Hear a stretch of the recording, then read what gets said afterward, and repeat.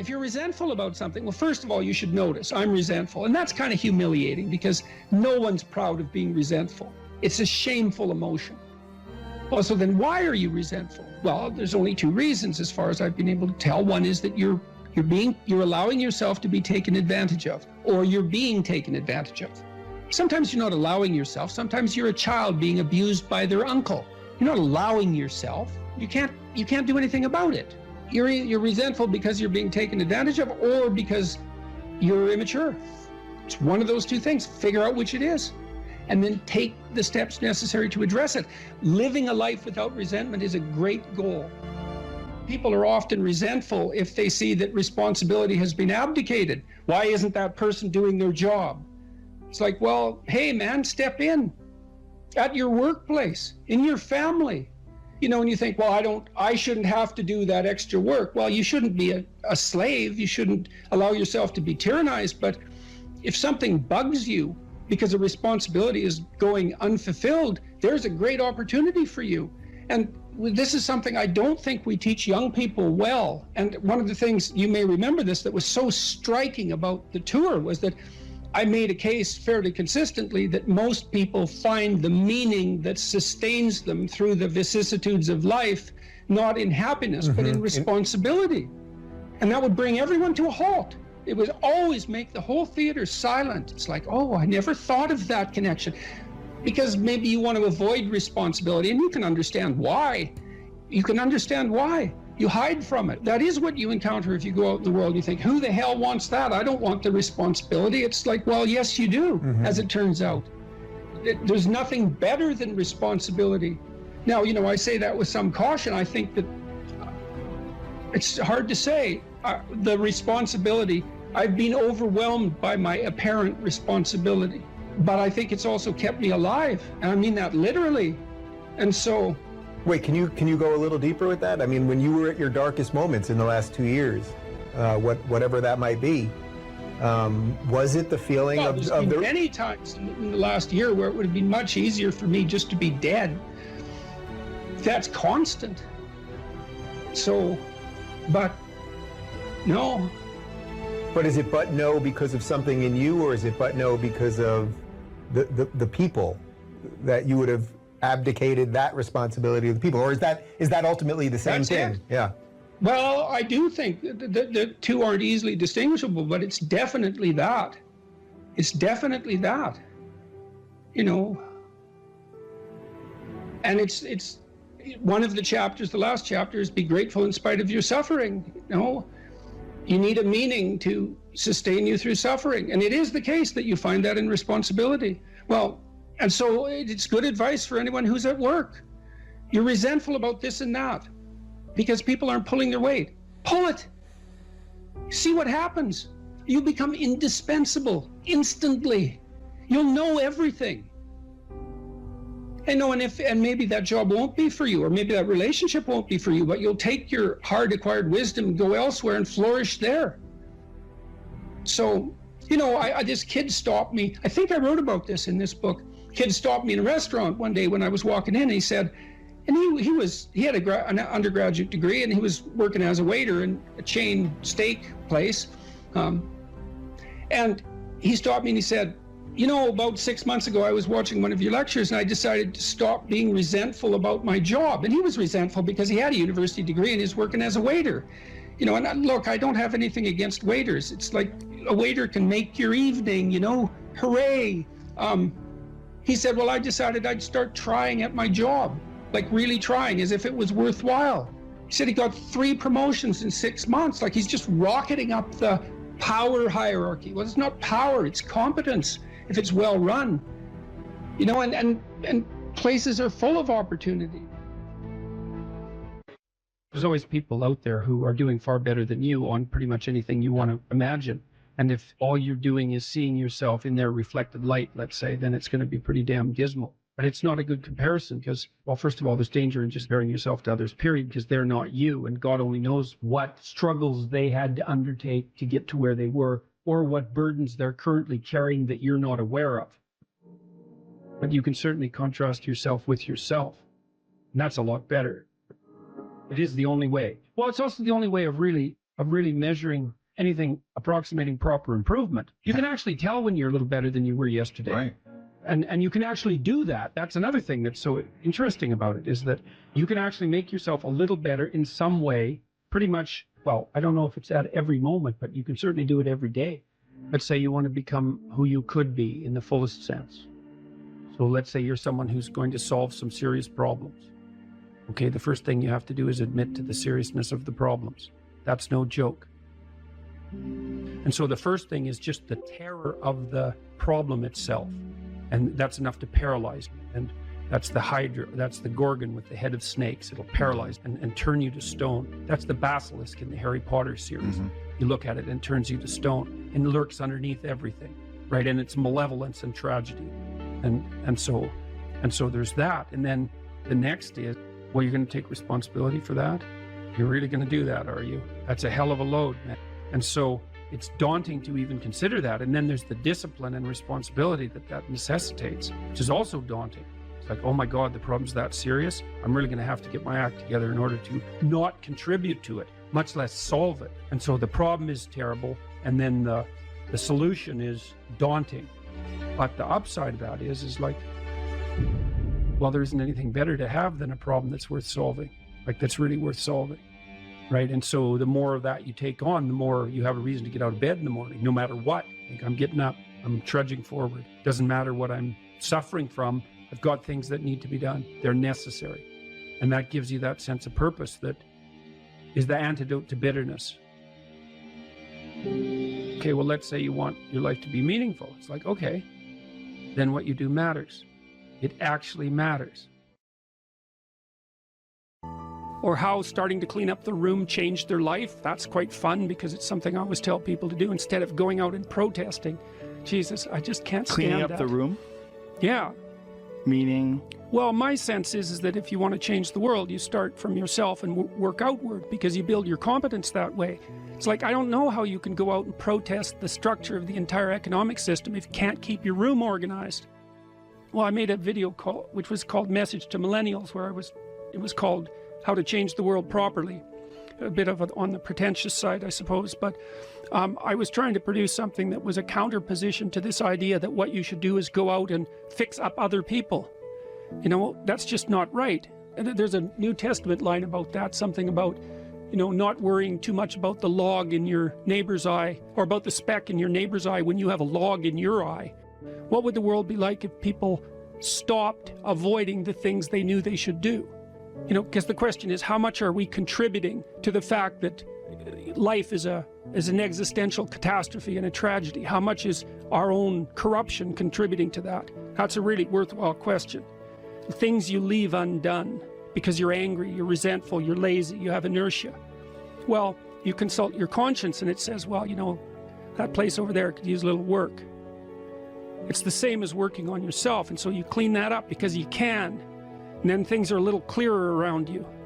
And you're a little better off because you've practiced a bit. And so you're a little stronger, and then something else manifests itself and says, well, maybe you could like take a crack at fixing me up too. So you decide to do that. And then that gets a little bit more pristine, you know, and soon, and it's humble because you're not exceeding your domain of competence.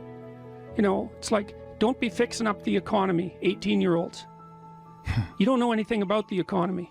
It's a massive, complex machine beyond anyone's understanding, and you mess with it at your peril. So, and can you even clean up your own room? No. Well, you should think about that. You should think about that. When I talk to people about doing the future authoring program, they often put it off, and it's not surprising because it's hard. But it's more than that. They think, well, I don't know how to write. I'm going to do a bad job. I don't really like assignments. I'm going to have to do it perfectly. I need to wait till I have enough time. And like one of those is enough to stop you cold, and all 5 of them, you're just done. And so I tell people, do it haphazardly, a tiny bit at a time, and badly. Because you can do that. I tell my students when they're doing their thesis, master's thesis, write a really bad first draft. And then we have a little conversation about that because they don't think I mean that. Because it sounds like a cliche in some sense. It's not a cliche. It's not a cliche at all. It means you're a terrible writer, but if someone put a gun to your head and said, you have to have your 100-page thesis done by next Monday, or I'll shoot you, but I don't care how terrible it is, you would sit down and write it. And the thing is, then you have it, right? Then you have something, and then you can fix it. You can iterate and fix it. That bad first draft, that's the most valuable thing, and so that's what you need. You need a bad first draft of yourself. And there's an idea that Jung developed about the trickster and the jester, the comedian, right? That the trickster is the precursor to the savior. That's one of the things I learned from Jung that was just, it's so unlikely. You'd never think that. It's so amazing that that might be the case. But the satirical and the ironic and the troublemaker, the comedian, the fool is the precursor to the savior. Why? Because you're a fool when you start something new. And so if you're not willing to be a fool, then you'll never start anything new. And if you never start anything new, then you won't develop. And so the willingness to be a fool is the precursor to transformation. And that's the same as humility. And so if you're going to write your destiny, you can do a bad first job. You're going to get smarter as you move forward. That's the thing, is that, so something beckons to you. That's what happens here. Maybe the star that Geppetto wished on was the wrong damn star. But at least it was a star, right? At least it was in the sky. At least it moved him forward. And so you say in your life, well, something grips you and fills you with interest. And you think, well, should I do that? And the answer is, if not that, then something. What if it's a mistake? It's a mistake. Rest assured. What do you know? You're going to stumble around, right? And what's going to happen is this. You're going to move, you're going to not stay in stasis. You're not going to wander around in circles. And I see people like that. They said, well, I never knew what to do, and now I'm 40. It's like, that's not so good. That's not so good. And you might say, well, and there is a literature, too, that suggests that people are a lot more unhappy when they look back on their lives about the things they didn't do than they are about the mistakes they made while they were doing things. And so that's really worth thinking about, too, because there's redemptive mistakes. And a redemptive mistake would be a mistake that you make when you go out and try to do something. You know, you think, okay, I'm going to try to do this. When you're not good at it, you make a bunch of mistakes. It's like, well, what's the consequence? If you pay attention, is you're not quite so stupid anymore. That's the thing, is you've been informed by the results of your errors. And so what happens is you follow the beacon, you follow the light. And you're blind, so you don't know where the light is. It's dimly apprehended only, and you're afraid to follow it. But you decide to take some stumbling steps towards it. And as you take stumbling steps towards it, you become illuminated and enlightened and informed because of the nature of your experience, because you're pushing yourself beyond where you are, and you're going into the country that you have not yet been in, and you learn something. And so what happens then is the star moves. You move 10 feet towards it, and you think, no, that's not right. I didn't get it right. It isn't there. It's actually there.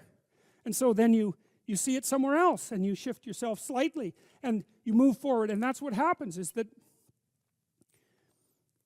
you continue as you change. The thing that guides you forward moves, right? It's like God in the desert in Egypt, the pillar of light that you're following. It's moving. It's not a permanent thing. You move towards it, it moves away, it guides you forward.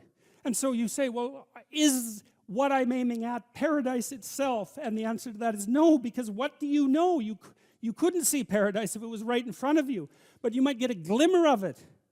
And so you move towards it, and you grow. And then the next time you open your eyes, you see a little bit more clearly. And that's what happens, is that just happens over and over, right? It keeps moving. And so you move like this.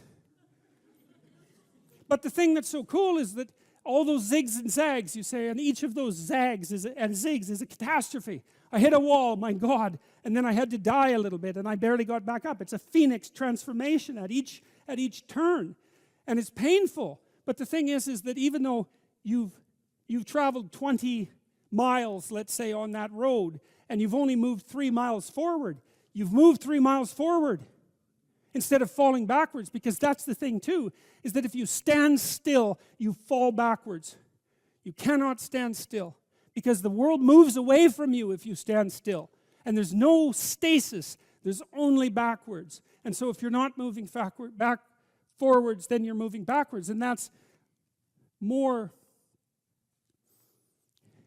more of the underlying truth of the Matthew principle. To those who have everything, more will be given. From those who have nothing, everything will be taken. It's a warning. Do not stay in one place. Well, as you zig and zag, maybe the cataclysm of each transformation starts to lessen. There's not so much of you that has to die with every mistake.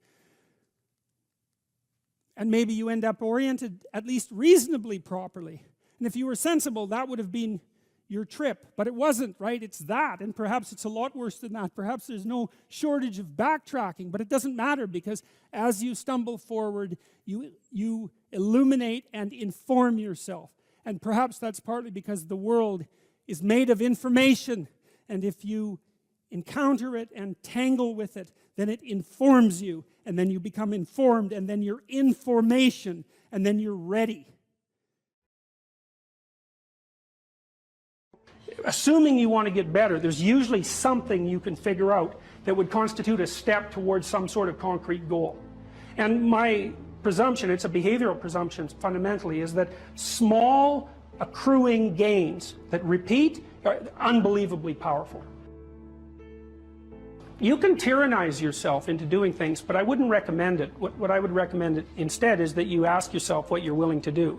It's a really effective technique. It's like a meditative technique. So for example, you can get up in the morning and you can think, well, I'd like to have a good day today, so I'd like to go to bed tonight without feeling guilty because I, didn't do some things I said I was going to do, and I'd like to have kind of an interesting day.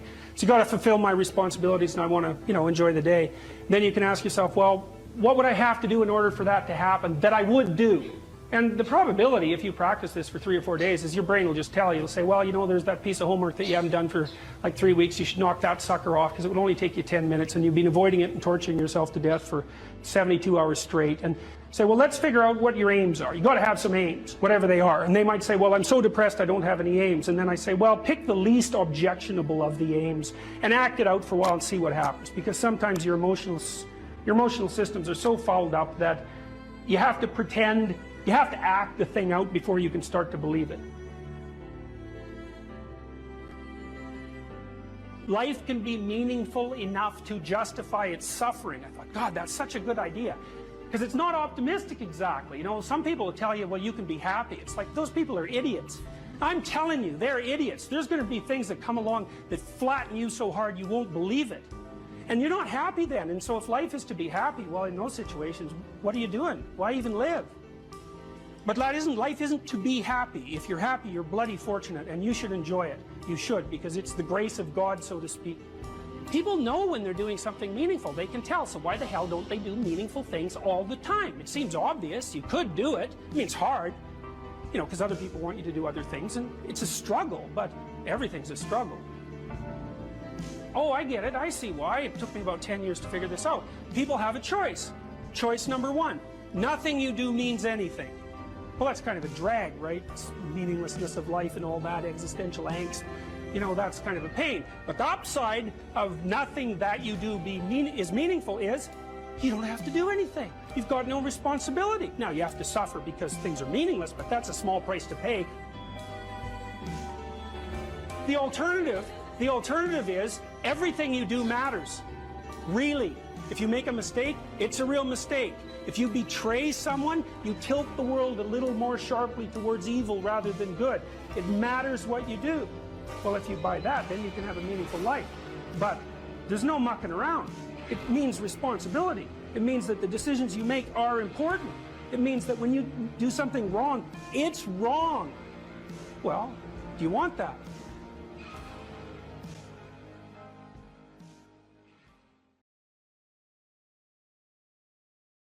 You're sitting on the edge of the bed trying to have an honest dialogue with yourself, and the little voice says, it's pretty disgusting in here. And you think, well, I'm way above such trivial niceties as organizing my room.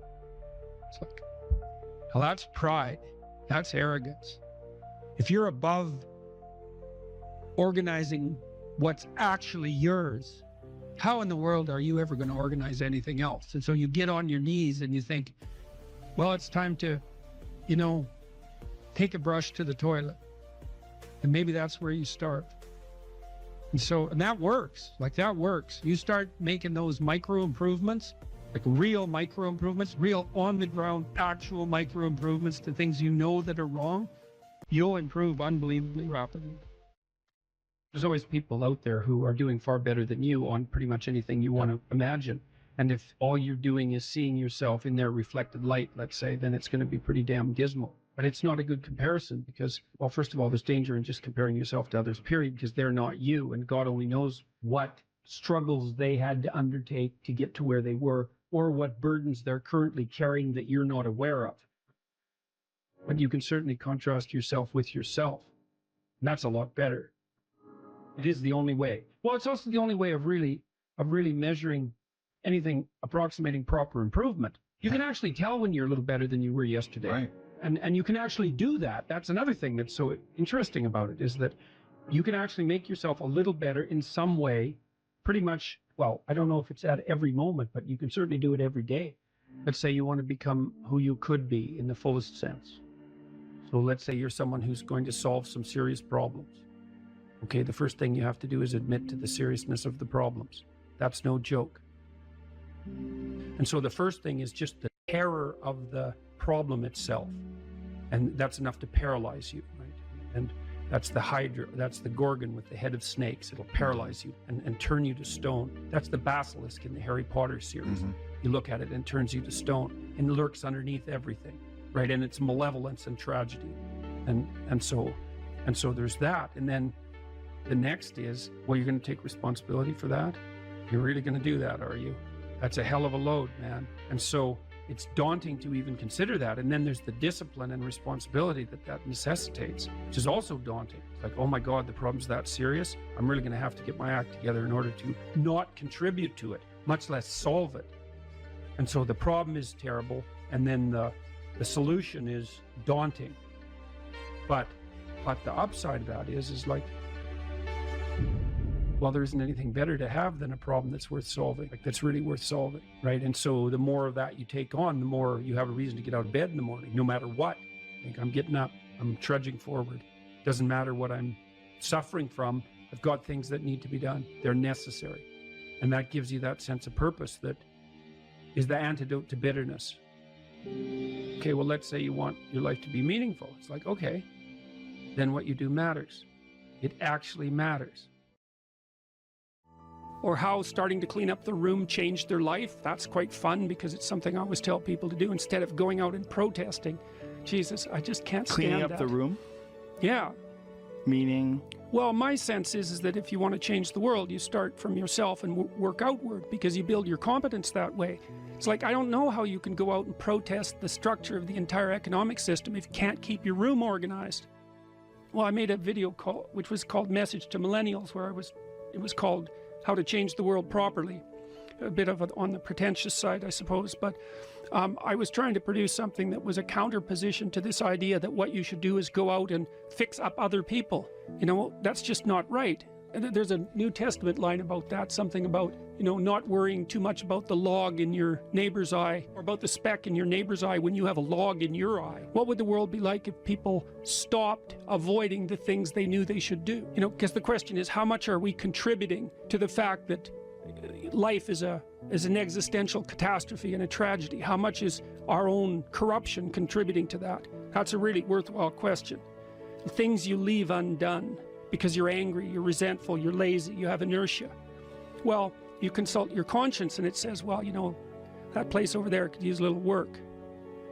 It's the same as working on yourself, and so you clean that up because you can. And then things are a little clearer around you.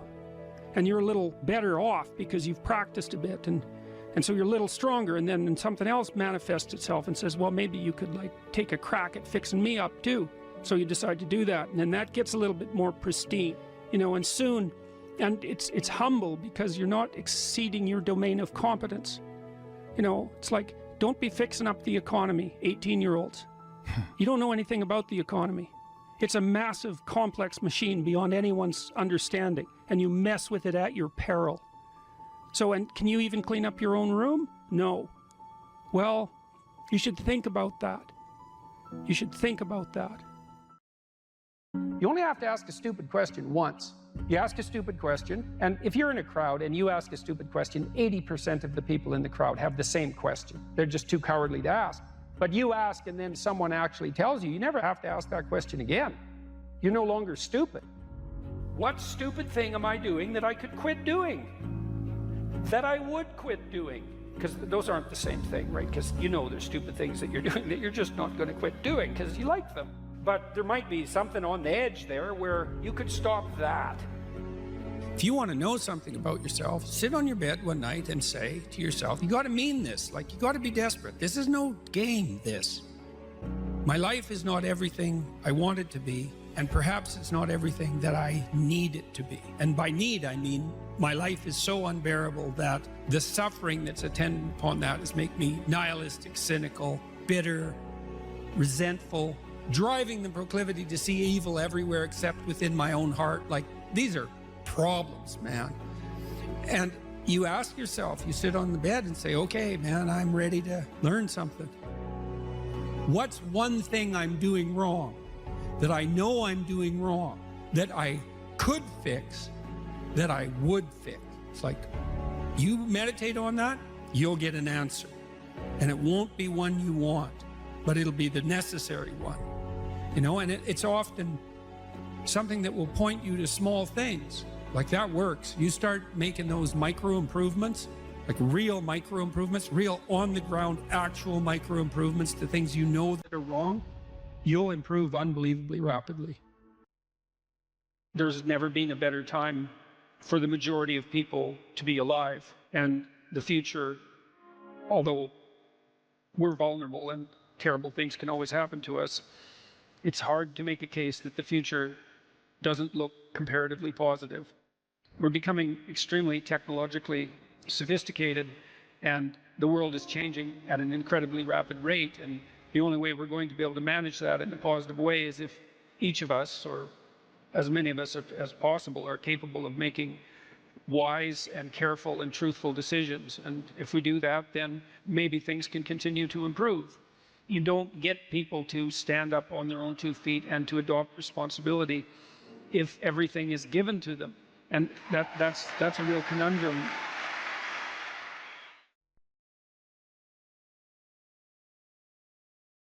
I don't have any aims, and then I say, well, pick the least objectionable of the aims and act it out for a while and see what happens. Because sometimes your emotional systems are so fouled up that you have to pretend, you have to act the thing out before you can start to believe it. Life can be meaningful enough to justify its suffering. I thought, God, that's such a good idea. Because it's not optimistic exactly. You know, some people will tell you, well, you can be happy. It's like, those people are idiots. I'm telling you, they're idiots. There's going to be things that come along that flatten you so hard you won't believe it. And you're not happy then. And so if life is to be happy, well, in those situations, what are you doing? Why even live? But life isn't to be happy. If you're happy, you're bloody fortunate, and you should enjoy it. You should, because it's the grace of God, so to speak. People know when they're doing something meaningful. They can tell. So why the hell don't they do meaningful things all the time? It seems obvious. You could do it. I mean, it's hard, you know, because other people want you to do other things, and it's a struggle, but everything's a struggle. Oh, I get it. I see why. It took me about 10 years to figure this out. People have a choice. Choice number one, nothing you do means anything. Well, that's kind of a drag, right? It's meaninglessness of life and all that, existential angst. You know, that's kind of a pain. But the upside of nothing that you do is meaningful is you don't have to do anything. You've got no responsibility. Now, you have to suffer because things are meaningless, but that's a small price to pay. The alternative is everything you do matters. Really. If you make a mistake, it's a real mistake. If you betray someone, you tilt the world a little more sharply towards evil rather than good. It matters what you do. Well, if you buy that, then you can have a meaningful life. But there's no mucking around. It means responsibility. It means that the decisions you make are important. It means that when you do something wrong, it's wrong. Well, do you want that?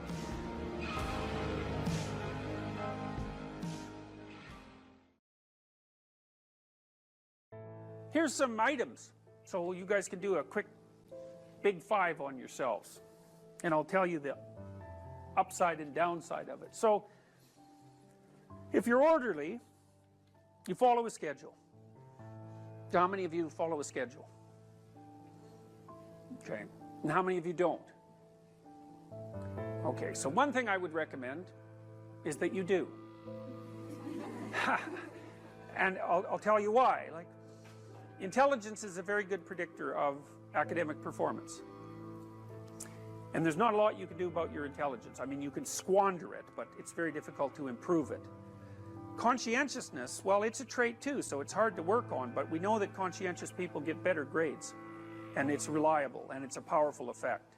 And so, if your time use is organized, then the probability that you're going to be successful is very high. So, one of the things you might think about is make friends with a calendar, like Google Calendar or something like that. And I can tell you some tricks about that, because really it is important. Like, and I'm not kidding around about this. If you're low in conscientiousness, it's really going to trip you up as you walk through life. There's not very many advantages to it that I've been able to see.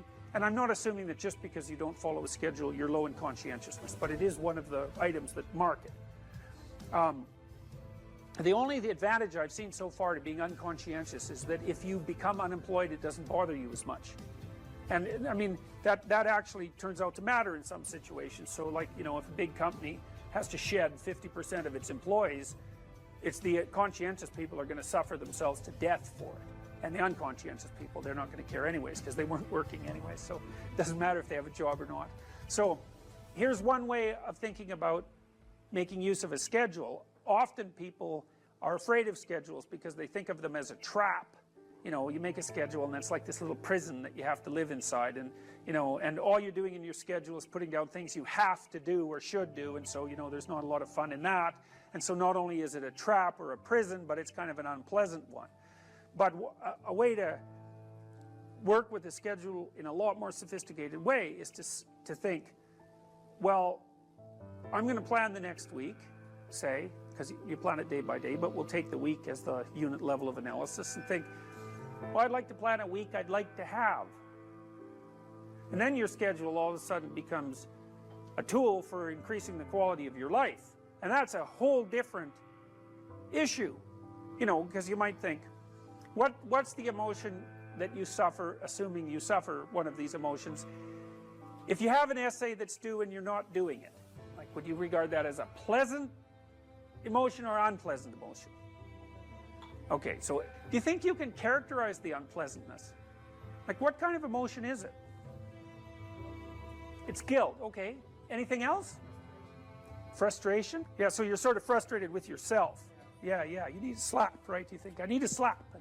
So, okay, so guilt, anything else? Anxiety? Restlessness? So that's kind of an agitation. Yeah, it's because your body knows you should be doing something, but you know, you're not pointing it in the right direction, so it's shame? Is that reasonable? So, okay, so the reason I was asking you about that is because, you know, most of the negative emotions are associated with neuroticism, but some of them seem to be associated with conscientiousness. And the conscientious negative emotions seem to be guilt and shame, fundamentally. And so recent research, and really recent, I only got this paper like a week ago, I think it's about 4 months old, seem to indicate that conscientious people feel less guilt, but they're more guilt prone. So if they don't do something, that makes them guilty, but they organize their time so they are doing the things they're supposed to do, so then they don't feel guilty. So anyways, back to the schedule. So, all right, you think about your week and you think about your day, and you think, well, how would you improve the quality of a given day or a given week? Well, one of the ways of improving it is to not put yourself into the situation where there are things hanging over your head that you have to feel guilty and ashamed about, because that's a very unpleasant way of being. And, you know, if you have an essay that's due in a week and you're procrastinating, then the fact that you have to do that essay can ruin the whole week. And even when you're doing something that's positive, hypothetically, it's kind of that horrible kind of positive that you experience when you know that you should be doing something else. And so that's when you end up watching YouTube videos about like dancing cats or something like that. You know, and it's at best it's a guilty pleasure. it's not a pleasure at all. You think, like, what the hell am I doing watching videos of dancing cats, you know? But then you know that you're procrastinating, and that's low quality, very low quality existence. So if you use your schedule, you can think, okay, well, here's some times that I'm going to do this work. And then you can also sort of ask yourself about that when you're designing your schedule. Because you don't want to design a schedule like you're Adolf Hitler telling yourself what to do, you know, because you're not going to comply with it then. What you have to do if you're going to design a schedule is you have to ask yourself, all right, I'm going to set aside some time to study over the next week or to do this essay or whatever it is. How much time would I actually spend studying? An hour or two a day might be a worthwhile thing to schedule in, and I would say don't schedule in more than that to begin with, because then you'll fail and then you'll stop using the schedule. And so the other thing you want to do is you want to schedule in things that you want to do, and then you want to look at the day or the week and you want to think, hey, that's a week I'd like to have. If I had a week like that, it would be good, you know, I'd be caught up so that all that negative emotion doesn't have to accrue. And I would have done a bunch of things that I'm interested in doing, and at the end of the week I'd be in better shape than I was at the beginning. And if you treat a schedule like that, so that what you're using it is to design the days and weeks that you want to have, instead of using it as this little, you know, jail that you have to put yourself in that you're not going to do anyways, then you can learn to use them. And that's one thing you can do to make yourself more industrious, more conscientious. Follow a schedule. I've told people to learn to use a schedule, and people often hate schedules because they act as their own tyrants, right? They say, well, you have to do this unpleasant thing, and then here's another unpleasant thing you have to do, and then you have to do this unpleasant thing, and you do that for about 3 days, and you think, to hell with this, I'm not doing that, you know, and you fall off the wagon. That isn't what you're supposed to do with a schedule. You're supposed to use it to design the days that you would like to have if you were taking care of yourself. And so some of that is, you know, you wake up in the morning and you think, here's 5 things I have to do that if I don't do, my life will be worse. It's like paying bills, for example, or taking out the garbage. It's like you have to do those because otherwise things degenerate. So you got to put some of those in the schedule, because otherwise tomorrow is worse than today, and that's a bad trajectory. But you also want to build in things, you know, you've got to act in some sense like you're dealing with a relatively recalcitrant 9-year-old. It's like, so, well, here's some things you have to do, but here's some things that if you do, you could reward yourself with. And if you get the balance there between obligation and reward right, then you'll find that you're motivated to do the things. And that's what you want to do. You want to do that so it's sustainable across days and weeks and months. And so you got to treat yourself like a good boss would treat a valued employee, and not like a tyrant would treat a slave, because the slave will rebel. And, you know, people say, well, I don't follow through on my plans. It's like, well, A, they're probably not very well formulated, and maybe you're doing them because of an external moral obligation or something. They're not really your plans, right?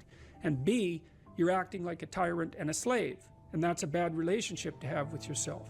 Treat other people as you would like to be treated. It works both ways. You also treat yourself like you treat other people properly. So that's a necessary thing, and often people don't do that. But the scheduling is really important.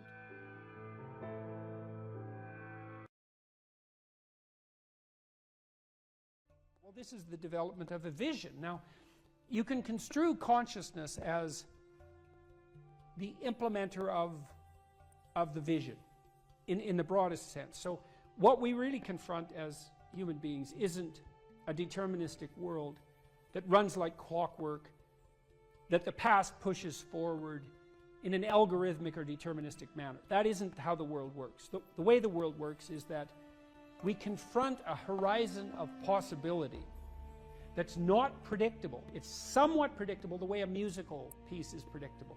So it's rule governed, but it's not predictable in a deterministic way. And it's full of possibility and potential. That's actually its nature. It's potential in its nature. And to maximize the quality of our interaction with that potential, we have to impose a vision on it and then pursue the vision. And so when you do the future authoring program, well, that's what you're trying to do, is develop a vision. So here's the first exercise. It's like, okay, here's the deal, all right? You get to have what you need and what you want. Maybe even better, you get to have what you need and want if you were treating yourself properly So imagine, first of all, that you were treating yourself properly because you actually cared for yourself. Okay, and and say you don't. yeah, well, you How don't. do you help somebody? Well, you at least ask them to open the door to the possibility that maybe they could. So just imagine that you did. Not that you are, that you could, but that you tried. Think, okay, I'm a valuable person, maybe. And if I was treating myself like I had intrinsic value, like if you were treating yourself like you were someone you loved, so you could imagine doing this for someone you actually cared about. Because most people care about someone that isn't them. So do you identify someone you care about? Well, you can, yes, you can, and say, because it does tell you. It's like, well, if you're not so good at caring for yourself, imagine someone you love and then pretend that you're bringing that attitude to bear on you with all your faults and inadequacies. I'm not being casual about this. It's hard for people to do this, right? Because we know our own flaws so deeply. It's hard for us to take care of ourselves. But imagine that you should take care of yourself and that you could and that you did. Just imagine that. So that's opening up at least the door, right? Yeah. And then you say, well, 5 years down the road, you get to have what you want and need. What is it? And so this is a deep question. So, because the question is this: your life is going to be difficult, and it's going to be marked by suffering and tragedy in all sorts of different ways. Disappointment and obstacle and betrayal and the whole panoply of human catastrophe. That's absolutely 100% definitely coming your way. Okay, so given that, and given that you want to live a life free of resentment and bitterness and premature aging and excess suffering, and that you don't want to be a burden to everyone around you, what would you have to make carrying that weight worthwhile? That's a hard question, you know. It's like, what justifies your suffering? That isn't how am I going to be happy. It's what justifies your suffering. Well, ask yourself. You get to have what you want. If you're taking care of yourself, what would it be? Okay, and so you write for 15 minutes about what your life might be like 5 years down the road if you got to have what you needed and wanted. And then we concretize it. You know, I had lots of clients and students who said, well, I don't know what to do with my life. What should I do with my life? And the first answer to that question is, that's not a very good question. Because it's like, what, do you want a one-line answer to what you should do with your life? Like, life is everything, and you want a one-line answer to everything. No. Bad question. You can imagine a desirable future, but it helps to particularize it. So one of the things you might ask is, where do people find meaning?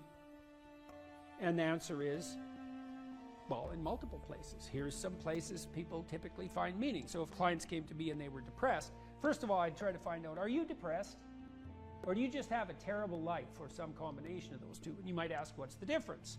And that's a really good question. If you're depressed, you have a good life, but you're suffering. So what would it mean that you have a good life? Well, it means somewhat different things to different people, but you can kind of triangulate on it. Probably you have an intimate relationship, or at least you have the prospects of one.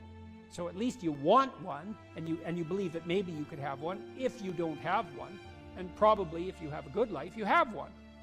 You have some friends. They're real friends, right? You have some family members, children perhaps, if not children, parents and siblings, or perhaps both, grandchildren.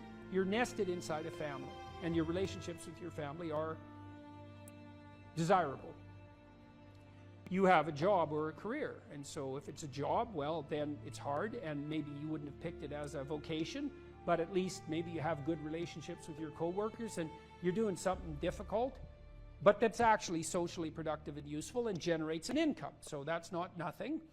You're educated to the level of your intellectual capability, or you have plans to do so. You're taking care of yourself mentally and physically, and you have a strategy for dealing with the realm of signal temptation, drug and alcohol abuse and sexual misbehavior and that sort of thing. And then we've added one more recently, at least conceptually, that you've adopted a certain degree of civic responsibility, right? You're participating in the broader community in some manner. And if you're doing none of those, my life is meaningless. Are you doing any of these? No. Well, that's why it's meaningless. Those are the domains of meaning. If you're miserable and you have none of those things, the first thing to do if you're a cognitive behavioral therapist with someone, is to say, well, how about we work on like one of these things to begin with? You know, you need some friends. You need to get out in the dating market. You need a job or a better job. You need an educational plan. Like, you don't have a life, so of course you're miserable, because without sustaining life, without sustaining meaning, life is just tragedy. And so your lot is misery. And so anyways, we ask people to go through these 8 different domains and say, okay, you can have what you want, but you have to aim at it. Sin means to miss the mark, by the way. It means to miss the target. That's what takes you away from God, is to miss the target. What target? Yeah, right. What target? Right. You got to at least know there's a target, then you got to try to hit it. You know, and maybe you don't even know where the target is, but your aim isn't good, but at least you've set up a target now, and you can practice. And so, well, if you had an intimate relationship, what would it look like? If you had some friends, how would you like those friendships to be conducted? If you had a job or a career, what could it be if you had what you wanted? In the future authoring program, which is the one we've done the most research on, so if people do this for 90 minutes badly before they go to college, it'll decrease the probability they'll drop out in the first year by 50%. That's amazing. And it works particularly well for people who are most likely to drop out. So a lot of psychological interventions help the good performers do even better and don't help the bad performers that much. And why do you think it helps them more? Well, I think the good performers already have a bit of a vision and a plan, whereas the bad performers, they're really ambivalent about what they're doing because they don't have a plan. And we'll talk more about why this is so important. If you don't have a reason to do something, and then a reason not to do it comes up, well, then you'll just not do it, because not doing things is real easy. You can just sit there and not do things all day. Doing things takes effort, and so any resistance is likely to, it pushes back against you. And so going to college, it's like, well, why is that difficult? Well, you have to get up, you have to go to your classes, you have to do the assignments, you have to do the reading, you have to write the tests, you have to believe that this path is somehow better than any other path you could be on, and there's innumerable other paths, and that it's better in some fundamental sense than just doing nothing or playing games or being purely hedonic. So there's a lot of, because it's difficult, there's a lot of obstacles. And if you don't have a reason, well, why would you overcome the obstacles? And so what happens when you do the future authoring program is 2 things. Is first of all, you construe yourself as the sort of person who could have a reason, right? Who could make a vision and impose it on the world. And how do you do that? Well, and then second, you actually develop a vision. Okay, so the first thing the program asks you to do, and it's got a biblical element to it in some fundamental sense, although that wasn't so explicit when we first developed it, but I came to realize that later. There's a statement in the Gospels. Christ says to his followers, ask and you'll receive. Knock and the door will open. Seek and you'll find. And you listen to that and you think, no way, man, it can't be that easy. Well, it's that easy. Because let's think about what wanting means. You want something. You want to find, so you'll seek. How hard are you going to seek? You know, maybe you're after the Holy Grail, right? You're after the gold in the dragon's lair, or the jewel in the toad's head. You're after something that's guarded by some monstrous figure. You're going to seek? How committed to that are you? And there's a total commitment in that in a fundamental way. It's like you should be humble enough to be open to learning, to radical transformation, to the probability that you're really wrong if you're not finding what you're seeking, and the willingness to sacrifice virtually everything of lesser value for that goal. Otherwise, you do not want it. You did not ask. You are not seeking. You did not knock on the door.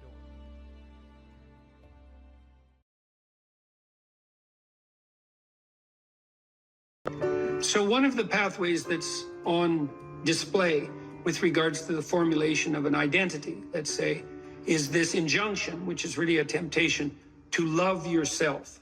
So we should take that apart. Now, the first question might be, well, what do you mean by yourself? And one answer to that is the person I am now. And you should love and feel good about the person you are now. And that's actually a dubious proposition for a variety of reasons. One is, whatever yourself is not only what you are. Yourself is also what you could become, and what you will and could become. And so to love yourself properly is not only to love what you are, who you are, whatever that means, but to love who you could become. Now, one of the things I've observed is that it's very demoralizing, let's say, for the typical young man. It's true for the typical young woman as well. So we'll say the typical young person who's miserable and maladjusted psychologically and socially, if you just go to them and say, well, you should feel good about yourself, because they think you're good just the way you are. You're perfect just the way you are. You should accept yourself just the way you are. It's like, well, okay, so what does that say about who I should become? Is that just now off the table because I'm already good enough in every way? So am I done or something? What about who I should become? And then, well, how should I feel good about myself when I don't? Because I'm not getting along with myself. I'm anxious and hopeless and nihilistic and depressed, and I'm not getting along with other people. So how is it that that's all somehow something I should feel good about without being deluded? And these are complicated questions, because you don't want to beat yourself with a stick, which might be the opposite of that. So I'll feel bad about yourself. It's like, no, be judicious and merciful with yourself and think that you need to accept yourself in some way, the way a mother accepts a child. But the maternal spirit is not the only spirit that governs the love that a child requires properly. You have the paternal spirit of encouragement as well, which is, well, we need to shelter and protect you and to provide for your security the way you are, but you could be a lot better and should be, and I have faith that you could be, which is the love that I'm delivering to what you're becoming rather than what you are. And so love that you direct towards yourself is partly directed towards that maternal care that's sort of the minimum precondition for basic flourishing, combined with an attitude of encouragement towards the possibilities of your being. And so that's a much more sophisticated so-called self-love, partly because it's the kind of love that envisions you as something that unfolds across time. And it's a much richer conception, because it also implies that there's a responsible adventure to your life. Like you're not all you could be, and there's pain in that, and there's the necessity for a certain amount of judgment about that, and even a certain amount of exclusion, because what you are that is insufficient in some sense should not be allowed to propagate further. But if it's conjoined with encouragement, it's like, yeah, you're in a rough situation there, kiddo, but you know, here's some things about you that are virtuous and good, and they're pretty powerful actually, and if you just made those more manifest, you could dispense with a lot of this immaturity and misery, and you could expand yourself out into life physically and psychologically, and you could start walking this pathway that makes things better. And the thing is that as soon as you start walking the pathway that makes things better, then things immediately become better, because your whole orientation changes. And you know, if you're in a bad place but you're escaping, that's pretty positive, even if it's a bad place. And you might think, well, it's still bad, but it's better. It's like, well, that's a lot better than a bad place that's getting worse. That's for sure, because that's hell. Hell is a bad place that's getting worse. That's for sure. And so if you take the bad place and it's getting better, well, it's already not hell. That's a start. And so this notion of love, we've confused this with the maternal instinct for an infant. It's like, because an infant under 6 months is like, well, of course, your attitude towards an infant is you're exactly okay the way you are, in the sense that there's nothing to do with an infant under 6 months in the most fundamental sense, except to provide them with total care. But that's not what you do to any child that's older than 6 months. You start laying down some criteria for becoming, for improvement. And some of that improvement, because we can define it, well, there's nothing more perfect than a child, than a baby. It's like, yeah, but that's not true if the baby's 14 years old. right? It's true if the baby's 6 months old and actually a baby, but by 9 months, well, the child is going to start to interact socially. And now there's some principles that the child has to learn to abide by so that social interaction is optimized. And then you want to replace the infant with the toddler who has a certain domain of autonomy and responsibility and a certain capacity for social interaction. And you want to replace the toddler with the young child, with the preschooler, who now can negotiate a shared social space. And you want to replace the preschooler with the older child who's now capable of taking on as much domestic responsibility as is appropriate for that age. You want to take the infant who's entirely dependent and turn them into something that's autonomous and then socially integrated in a manner that's moving them towards individual responsibility. And the love is not only love that's devoted to what they are at any point, which is that encompassing maternal love, say, but the love that says, yeah, kid, you know, we're pretty happy you're around, but the new you is going to even be better. And that's encouragement, and that's part of love. It's half of love, that's for sure. And you want to direct that to yourself as well. It's like, you don't want to judge who you are so harshly that you just destroy yourself and everything is cast into the pit. You want to take a look at yourself and say, look, you know, you're a person among persons, and you have intrinsic worth, and you have your flaws, your sins, your domain of ignorance and inadequacy, but that doesn't mean that you're entirely worthless because of that. You have a base level value. That's intrinsic worth, let's say, that's reflective of the fact that you're made in the divine image in the most fundamental sense. You have intrinsic worth, and that's due a certain degree of baseline love. But there's the becoming problem. It's like, well, especially when you're young, most of you is still in the becoming phase. And so why wouldn't encouragement be the hallmark of love? It's like, get the hell up, get your act together, adopt some responsibility, put your life together, develop a vision, expand yourself beyond the narrow confines that are causing your misery. And we think you can do it. You could do it, you should do it, the world would be better off if you did it, you'd be doing better if you did it, everything would work out better. Why would we not work to make everything work out better? And you're the person who could do it.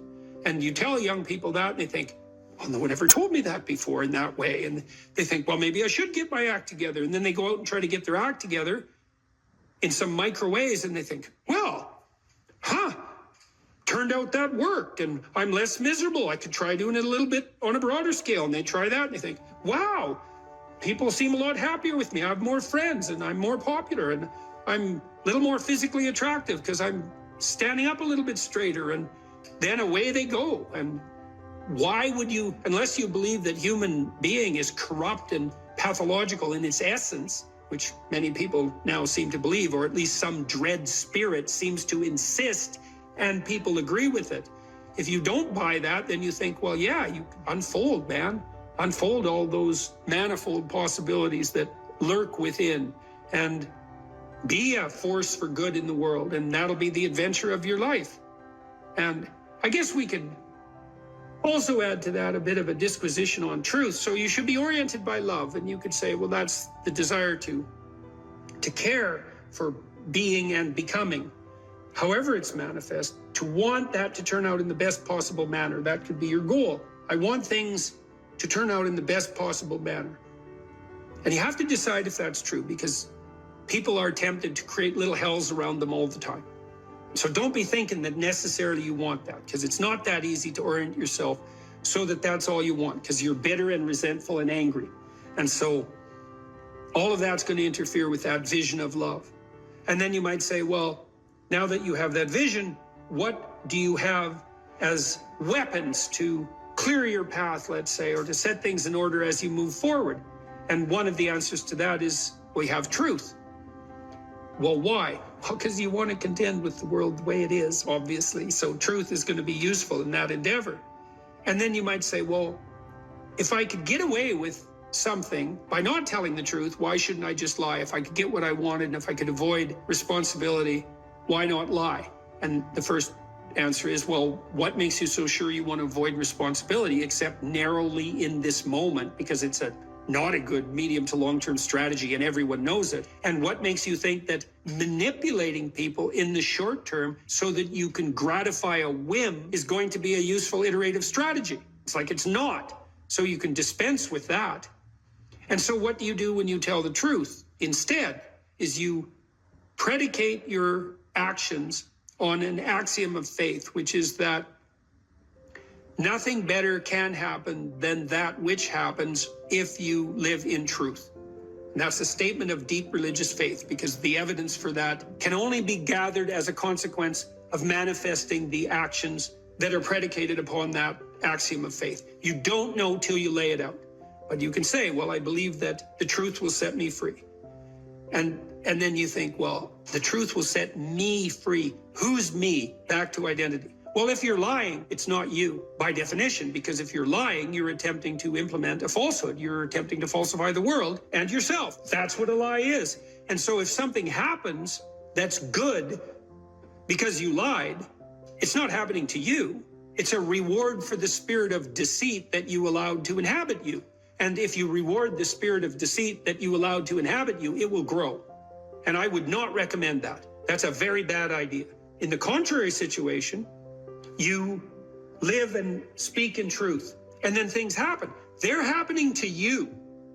That's your life, man. That's your adventure. And one of the things that's very interesting about the truth in that regard is that it provides a certain optimal unpredictability.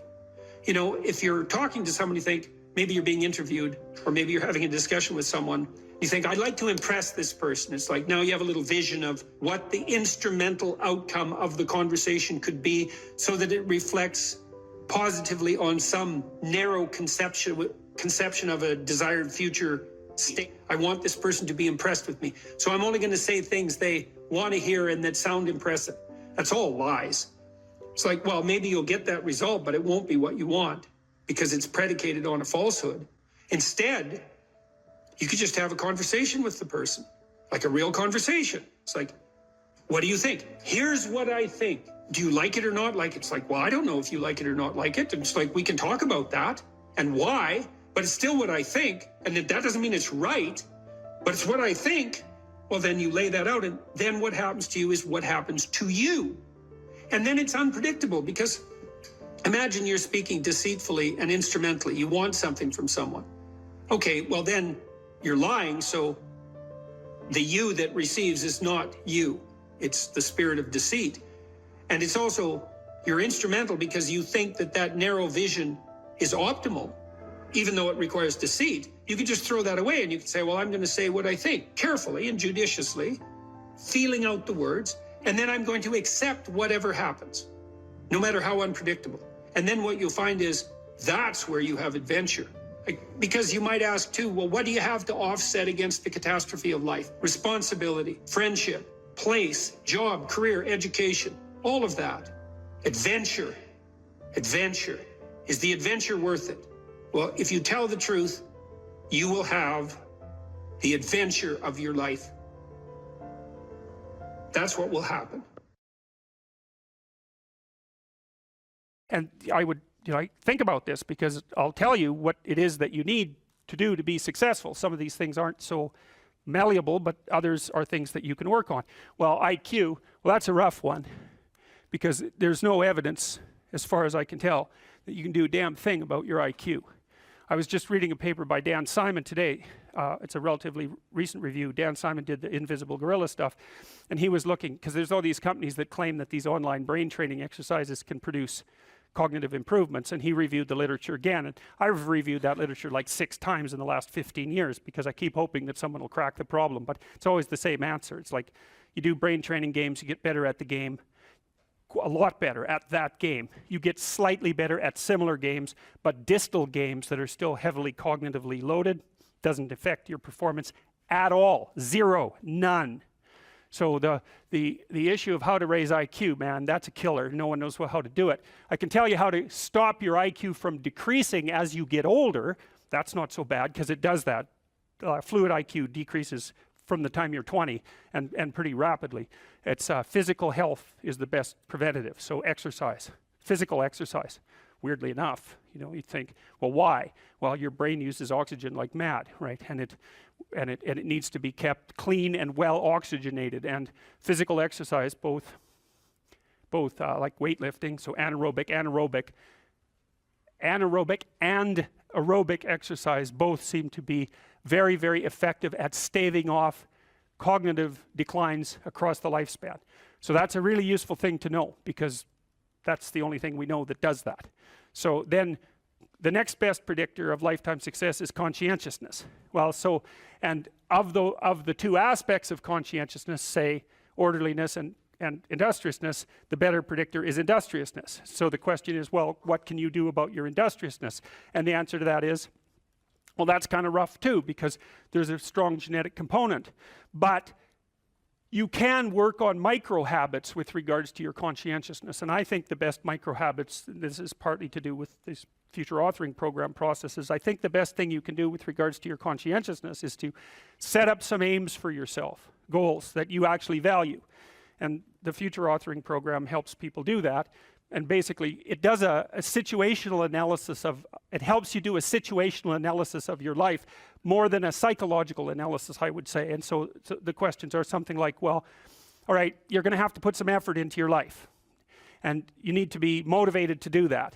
And so what are the potential sources of motivation? Well, you could think about them in the big five manner. You know, if you're extroverted, you want friends. If you're agreeable, you want an intimate relationship. If you're disagreeable, you want to win competitions. If you're open, you want to engage in creative activity.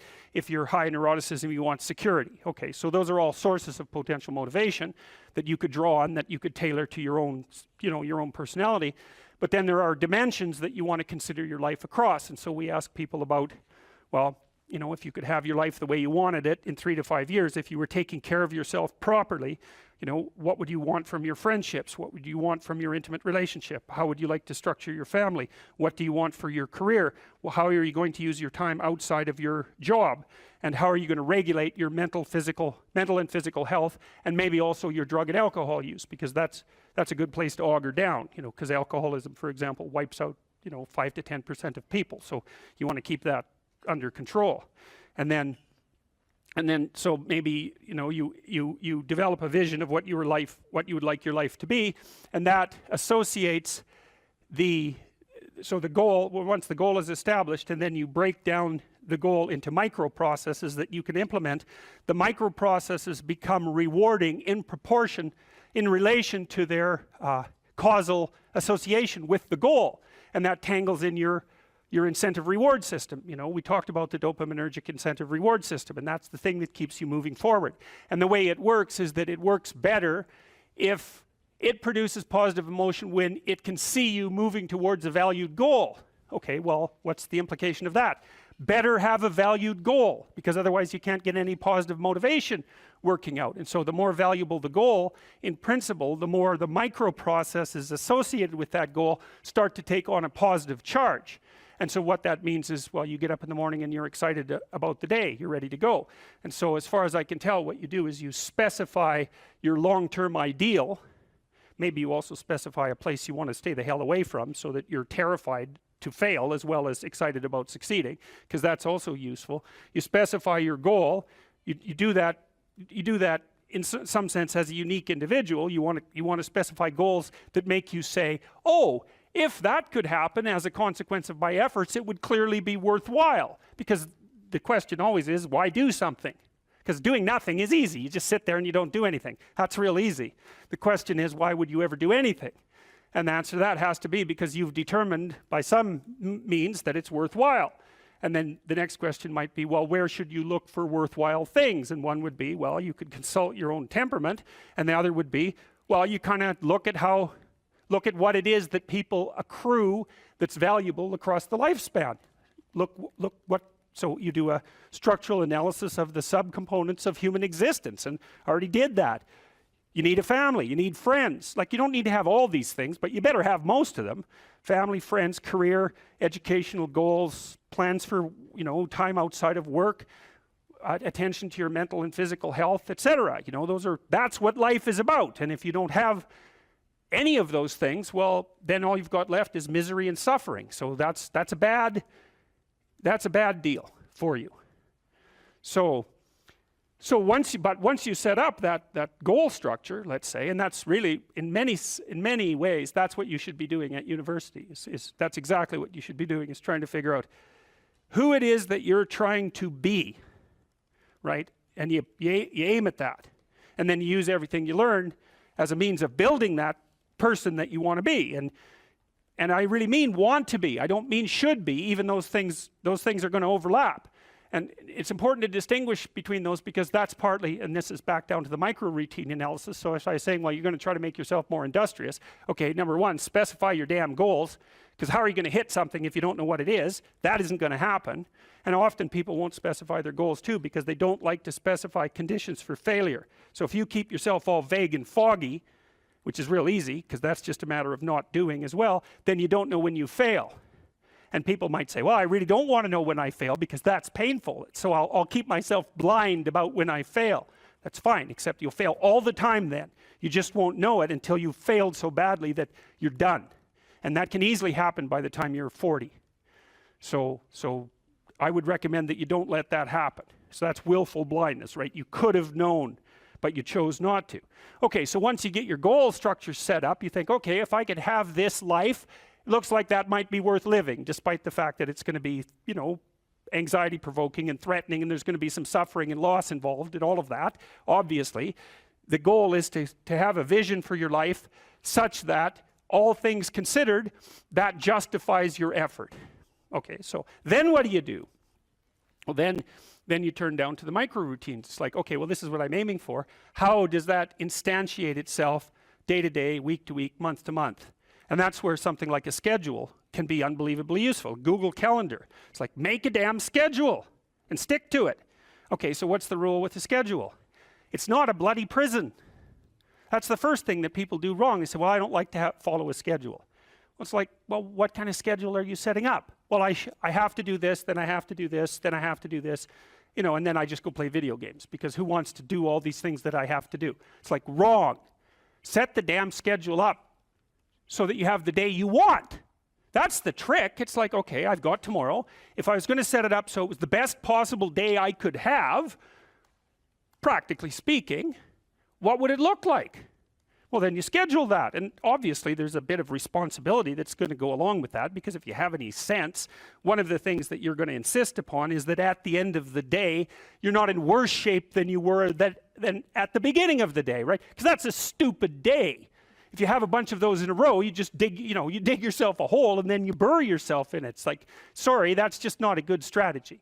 It's a bad strategy. So maybe 20% of your day has to be responsibility and obligation, or maybe it's more than that, depending on how far behind you are. But even that, you can ask yourself, okay, well, I've got these responsibilities. I have to schedule the damn things in. What's the right ratio of responsibility to reward? And you can ask yourself that, just like you'd negotiate with someone who is working for you. It's like, okay, you got to work tomorrow. Okay, so I want you to work tomorrow. And you might say, okay, well, what are you going to do for me that makes it likely that I'll work for you? Well, you could ask yourself that, you know. So maybe you do an hour of responsibility and then you play a video game for 15 minutes. I don't know, whatever turns your crank, man. But, you know, you have to negotiate with yourself and not tyrannize yourself. Like you're negotiating with someone that you care for, that you would like to be productive and have a good life. And that's how you make the schedule. It's like, and then you look at the day and you think, well, if I had that day, that'd be good. Great. You know, and you're useless and horrible, so you'll probably only hit it with about 70% accuracy, but that beats the hell out of 0, right? And if you hit it even with 50% accuracy, another rule is, well, aim for 51% the next week, or 50.5% for God's sake, or because you're going to hit that position where things start to loop back positively and spiral you upward. And so that's one way that you can work on your conscientiousness, is plan a life you'd like to have.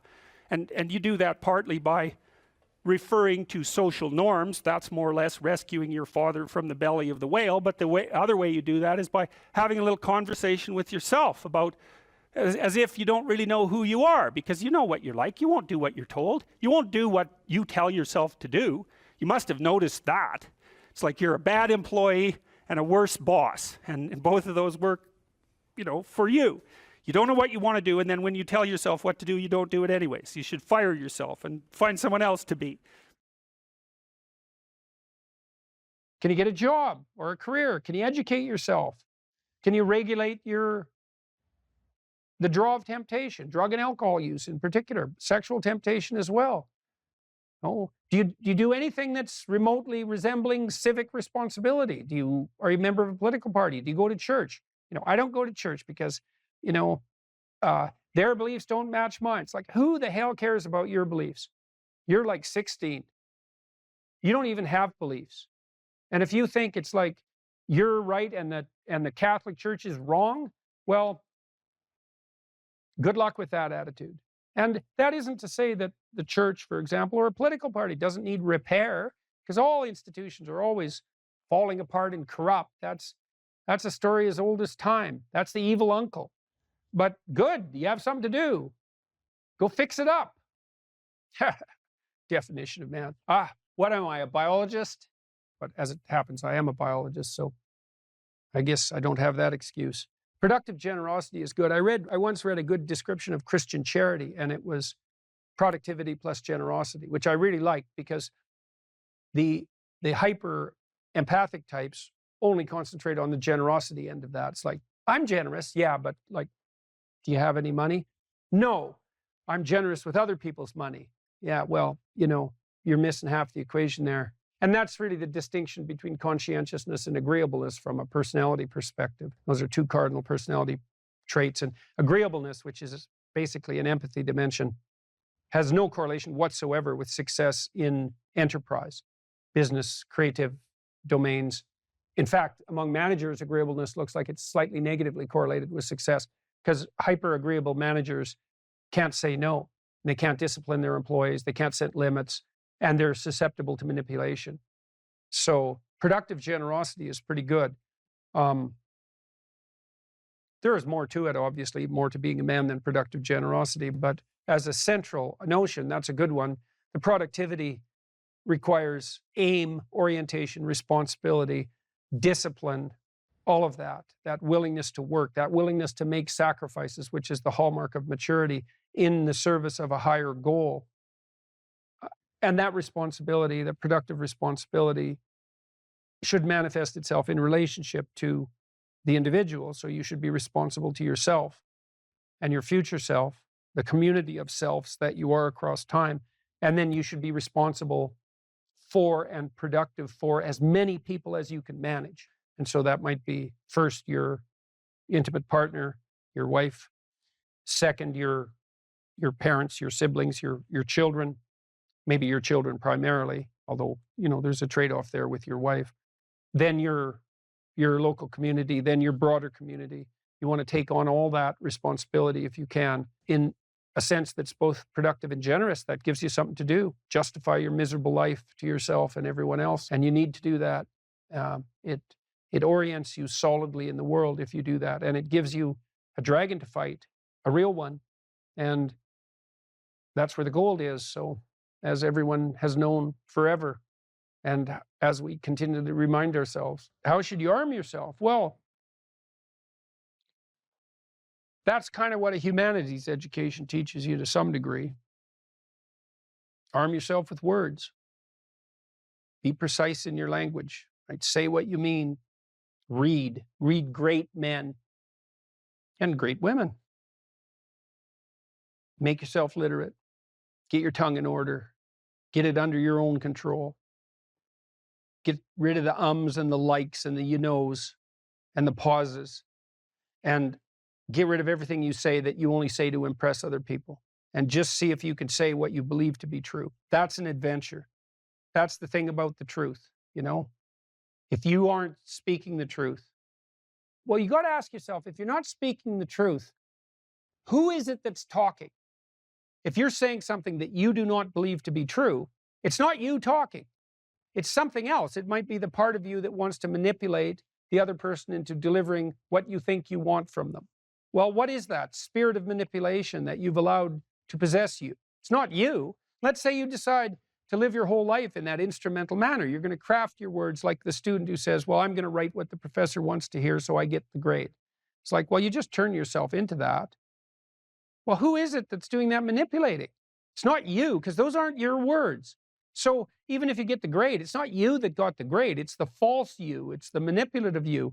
So you do that your whole life. You don't have your life. And then you think, well, God, that was a miserable life.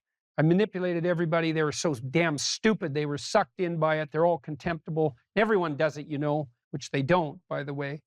And so that's a pathway to bitterness. Partly because if you're a manipulator and you use your language falsely, you don't live your own life.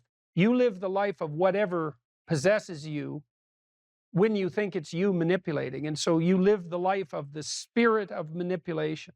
And there's no difference between that in some fundamental sense and demonic possession. So if that's what you want, go right ahead. But what you miss is the adventure of your own life. You know, because if you say what you think, this is a really important thing to understand. You have no idea what will happen if all you do is say what you think. Because you have to let go of everything. Just to do that, you have to assume that there isn't anything better that can happen than what happens if you tell the truth, no matter what happens. Because you say, you know, I'll tell the truth and I get in trouble. It's like, well, is that good or bad? Well, it's not so good when it's happening. When you get in trouble, that can be devastating. But in the medium term or the long term, I mean, in my situation, I've gotten in trouble plenty of times for things I've said. And many times I thought, you know, that was fatal. That was the end. I said something or it was misinterpreted. But often I said something that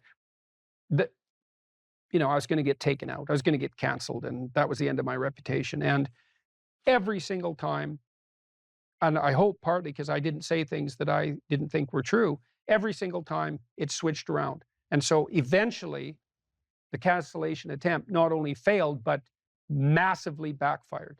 But man, living in that gap between when the pressure was on, let's say, and it turned around, that wasn't pleasant. But it's certainly adventurous because you don't know what's going to happen. And maybe that is the adventure of your life, right? Imagine that the world was constituted so that the true adventure of your life emerged as a consequence of truth in speech and action. Because that would be reflective of the real you, so it would be you living. And then imagine that the adventure that would occur if you dwelled in the truth would be so overwhelming that it would justify all the suffering.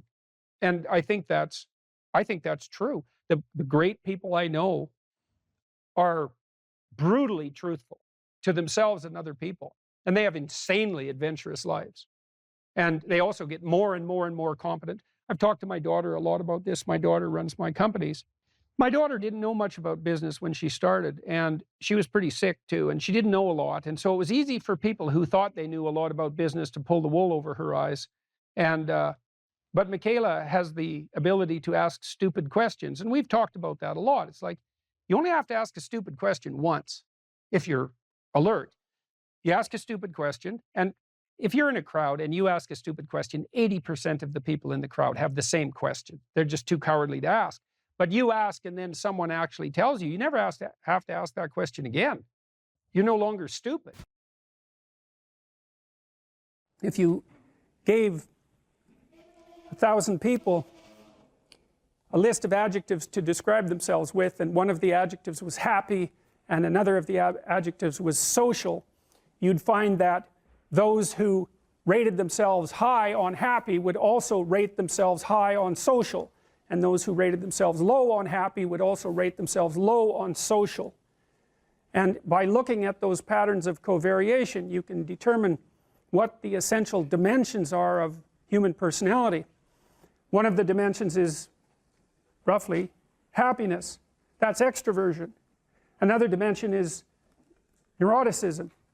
It's a negative emotion dimension. So if you ask someone if they're anxious and they score high, say on a scale of 1 to 7, they're also likely to score high on another item that says that they're sad. And it turns out that negative emotions clump together, and so that people who experience more of one negative emotion have a propensity to experience more of all of them. There's another dimension called agreeableness. And agreeable people are self-sacrificing, compassionate, and polite. If you're dealing with an agreeable person, they don't like conflict. They care for other people. If you're dealing with an agreeable person, they're likely to put your concerns ahead of theirs. They're non-competitive and cooperative. It's a dimension where women score more highly than men on agreeableness across cultures, including those cultures where the largest steps have been taken towards producing an egalitarian social circumstance, like Scandinavia. Actually, the gender differences in personality there are larger than they are anywhere else. Another trait is conscientiousness. Conscientiousness is an excellent trait if you want to do well in school and in work, especially if you're a manager and administrator. I can't say we understand a lot about conscientiousness, although it reliably emerges from factor analytic studies of adjective groups across different countries. Conscientious people are diligent, industrious, and orderly. Their orderliness tilts them towards political conservatism, by the way, because it turns out that your inbuilt temperament, your inbuilt personality, which constitutes a set of filters through which you view the world, also alters the manner in which you process information and influences the way that you vote. And so you might say, and I do believe that this is true, we've been doing a lot of research on this as of late, the more accurate a measure you take of someone's political beliefs, the more you find that personality is what's predicting them. And I think that's a reasonable thing to think about, because you have to figure out ways of simplifying the world, right? Because you just can't do everything. And so people are specialized. They have specialized niches that they occupy. You could think about them as social niches. Like a niche is a place where your particular skills would serve to maintain you. And so if you're extroverted, you're going to look for a social niche because you like to be around people. And if you're introverted, you're going to spend much more time on your own. And so if you're an introverted person, for example, you're going to want a job where you're not selling and where you're not surrounded by groups of people who are making social demands on you all the time, because it'll wear you out. Whereas if you're extroverted, that's just exactly what you want. And so the extrovert sees the world as a place of social opportunity, and the introvert sees the world as a place to retreat from and spend time alone. And it turns out that both of those modes of being are valid. The issue, at least to some degree, is whether or not you're fortunate enough to match your temperament with the demands of the environment, and I suppose also whether you're fortunate enough so that you're born in an era where there actually is a niche for your particular temperament, because it isn't necessarily the case that that will be the case.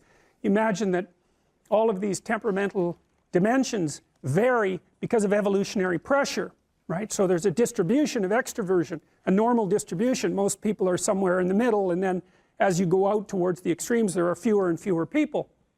And what that means is that on average, across large spans of time, there have been environments that match every single position on that distribution, with most of the environments matching the center, because otherwise we wouldn't have evolved that way.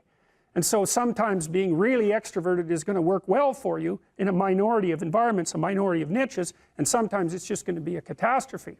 I suspect, for example, that if you live in a tyrannical society where any sign of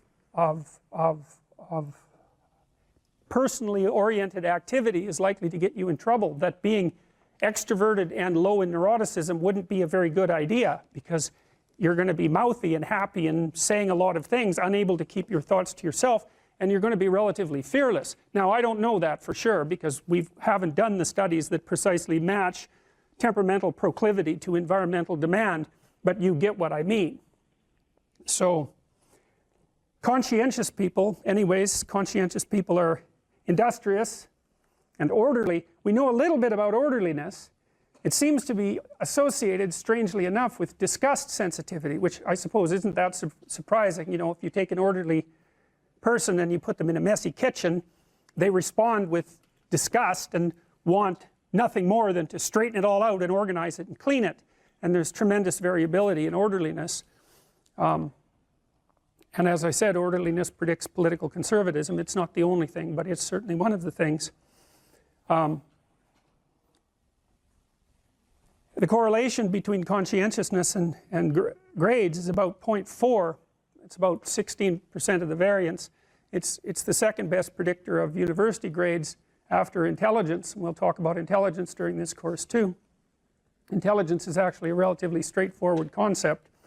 I don't think I'll get into it today, but conscientious people, their industriousness and their orderliness makes them schedule their time, so they make efficient use of their time. They use schedules and that sort of thing.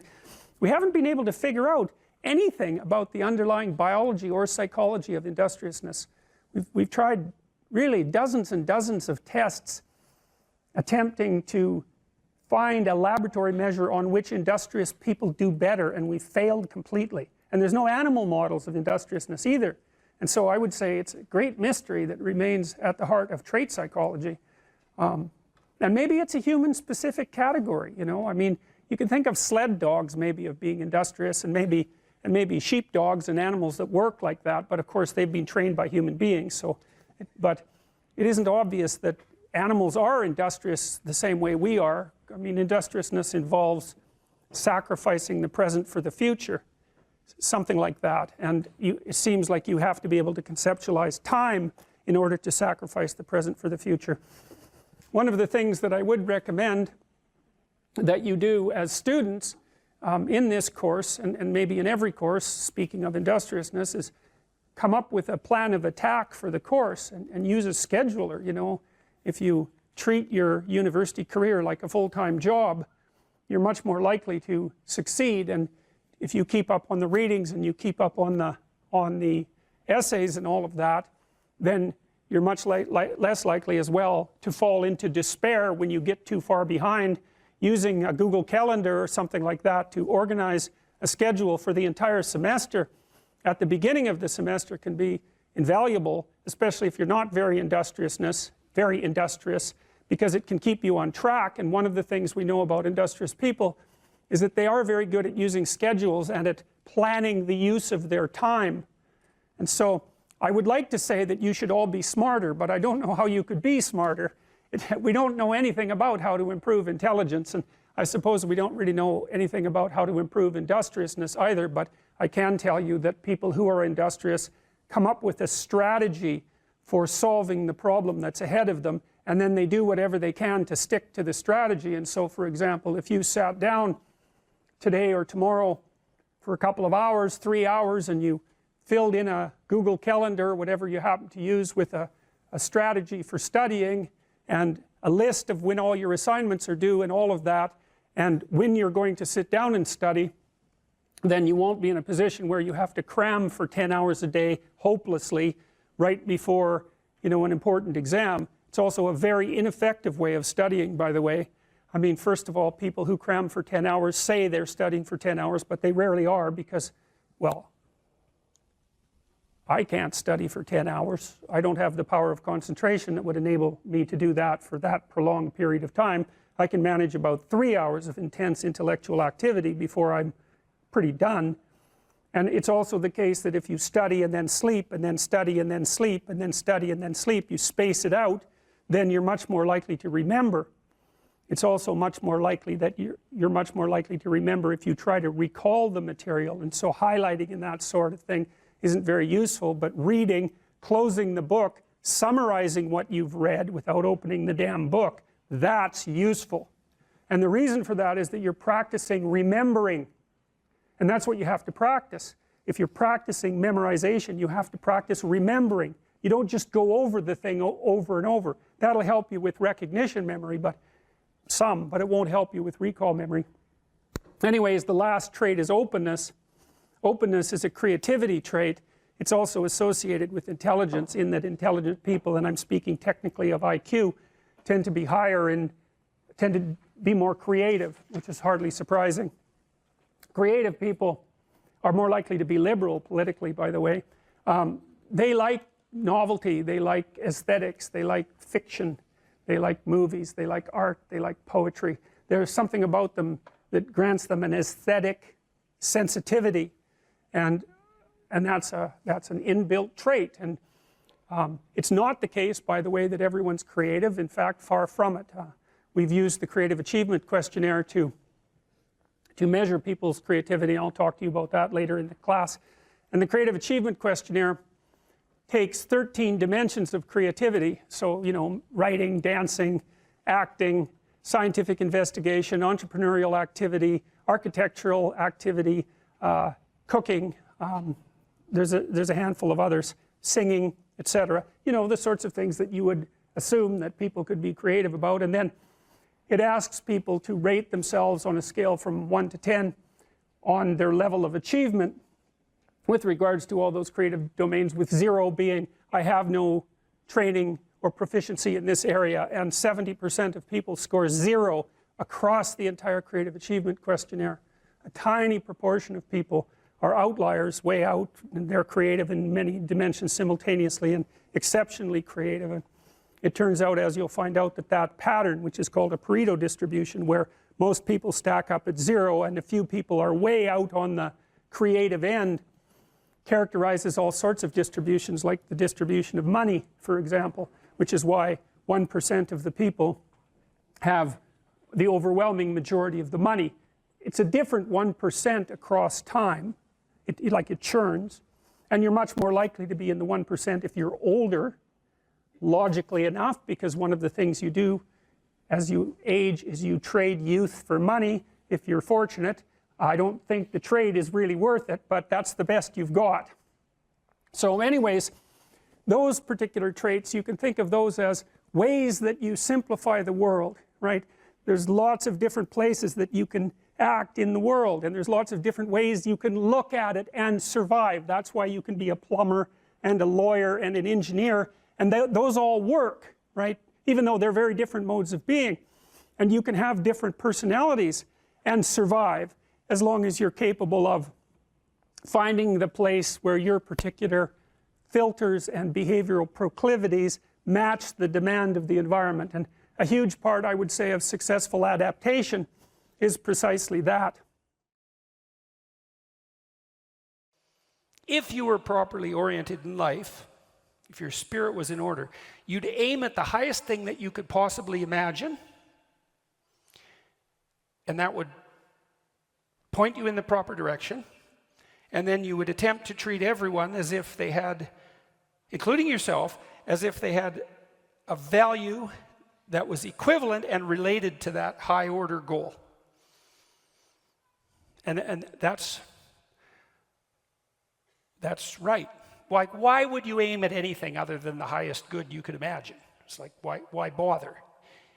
Almost by definition. If you're going to aim, you might as well aim at what's good. If you're going to aim at what's good, you might as well aim at what's best. And maybe if you aimed at what was best and you managed to progress towards that, it would even be better if you could take everybody along for the ride. And even if you're too cynical and bitter and faithless and nihilistic to think that's a good idea, you can at least see the logic in it and the utility in it, the beauty in it. I'll give you another example. In the story of Exodus, there's a scene before Moses is called on by God to act as a leader of his people. And it's very interesting because the story lays out how you become a leader, like an actual leader, not a tyrant, not someone who's manipulating, not someone who's out for himself, but an actual leader.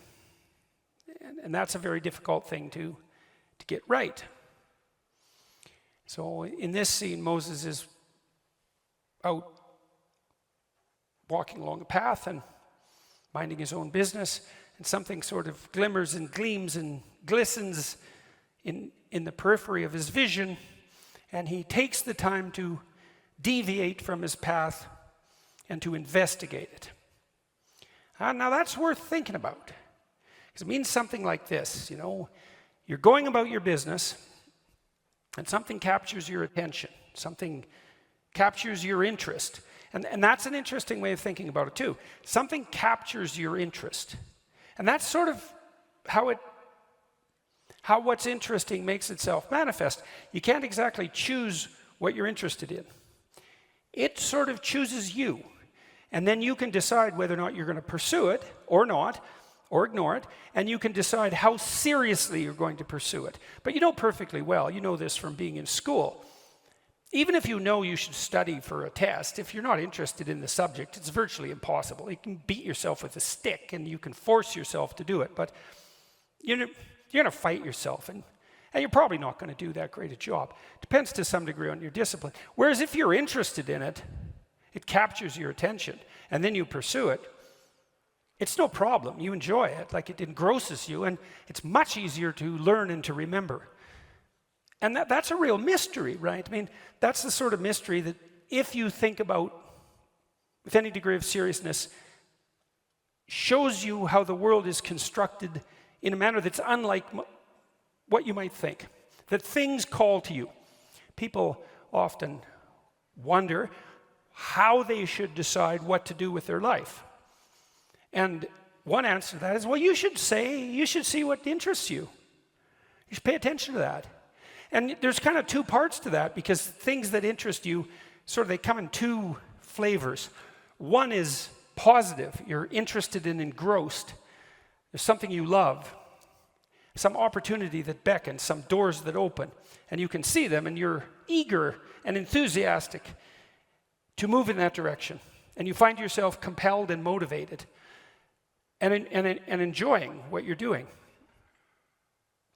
And then there's problems that interest you, and that's more negative. You'll have something that's bothering you, obsessing you, that you can't get rid of, some problem that is paramount. It might be personal, it might be conceptual, it might be political. It's the axe you're inclined to grind. And it's kind of arbitrary too, because there's a million things in the world you could be worried about that could bother you, that could make themselves manifest as problems, but there's a small subset that are apparently your problem. And people will ask you, your wife will ask you, what's your problem? And that's a good question.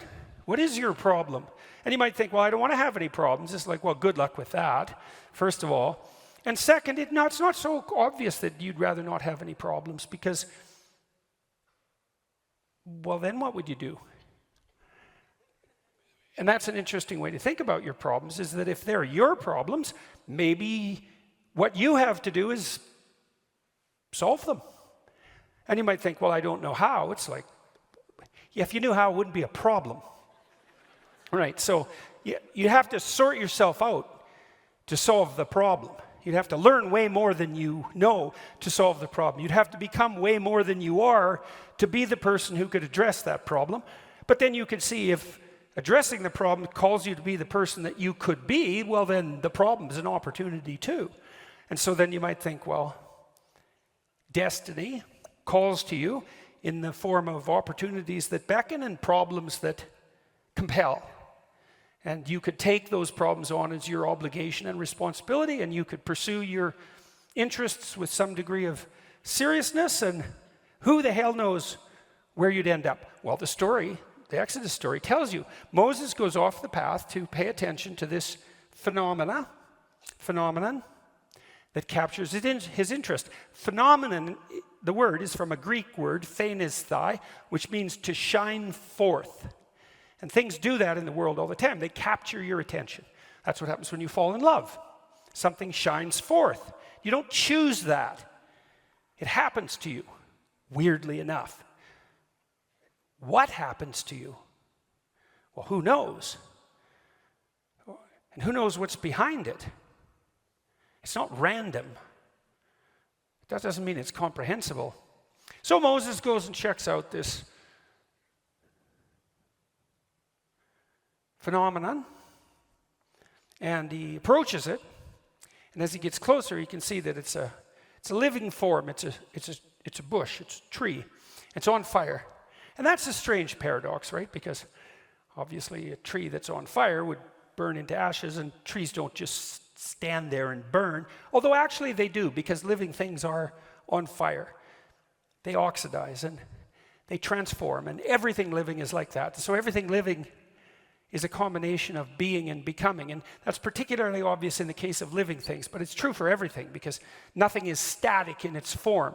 It is what it is, and it is what it's going to be at the same time. And the burning bush is being and transformation at the same time. And fire is something that's intrinsically attractive to human beings. Like, we're definitely the descendants of the first ape who couldn't keep his bloody hands off fire and then mastered it. And you know, you can sit around a campfire and look at it forever. It's one of those things that grips your interest intrinsically. You never get bored by it. It's just endlessly fascinating. It's partly because it transforms constantly, like music, you know. Music and fire share that in common, and not accidentally. And so a burning bush, it's a compelling, it's paradoxical too. It's static because it still has this tree-like form, and that tree-like form is sort of emblematic of life, and it's burning. And so Moses is very focused on this, and he approaches it more and more closely, and a voice appears, speaks out of the bush and says, "Stop, you're beginning to tread on holy ground." Well, when Tammy talked, she said, well, in essence, she said, what would happen if you listened seriously? And the answer is, well, the more seriously you listened, the more the person you're listening to would reveal themselves, and they'd reveal themselves more and more deeply. And that would be true whether you're listening to your wife or your husband or your friend or whoever you're listening to, because people will tell you everything, including all sorts of things you don't want to know, if you listen. And so you might come to understand that if people aren't telling you, then you're not listening. And if the people around you aren't that interesting, it's because you're not listening. If you were listening, they'd be so interesting you wouldn't even want to be anywhere near them. The people are no shortage of interesting, because people are crazy and strange and demented and peculiar, and they're full of twists and tangles and snakes. And if they tell you what they're really up to, man, it's interesting. And you can write about what you think about the problems that obsess you, and you can become articulate as a consequence. And there'll be nothing about that that isn't the adventure of your life. Right? To become articulate is to become the master of your own tongue. To become properly articulate is to make the word divine and to treat it in that manner. The divine word creates the order that's habitable and good. And if you do believe that, go all in. See what happens if you become articulate. The most dangerous person is one who is articulate. What would you recommend to one who wants to learn to speak in a more articulate manner? Well, articulate is an interesting word, because if your joints are articulated, and that means you can do things with them because they're articulated, right? They're not one solid, vague mass. They're differentiated. And someone who's graceful is articulated and compelling because they're articulated. And speech is a form of articulation in that manner, because the act of speech itself is extremely complicated.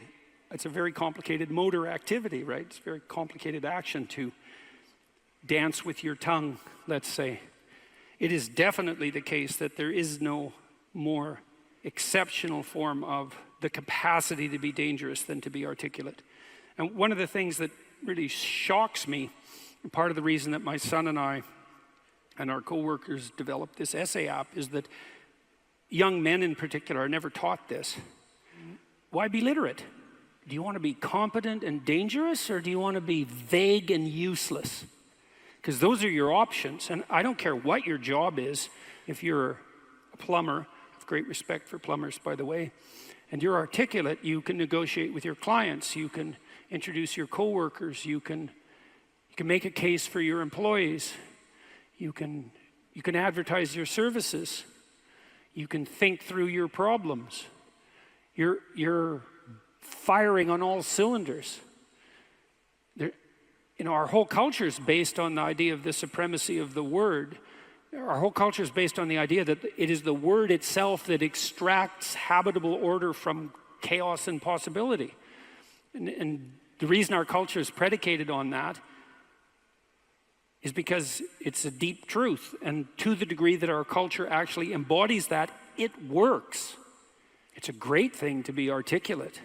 It would be so lovely if our educators were wise enough to communicate this appropriately to young men who are striving forward, and to let them know in no uncertain terms that if they want to make themselves into forces to be contended with, that there's no surer route to that than an exceptional poetic literacy. Now, it's not like young people don't have an intuition of this. There are reasons they admire rap musicians, for example, who are often extraordinarily articulate in their performance and their capacity for spontaneous poetic utterance.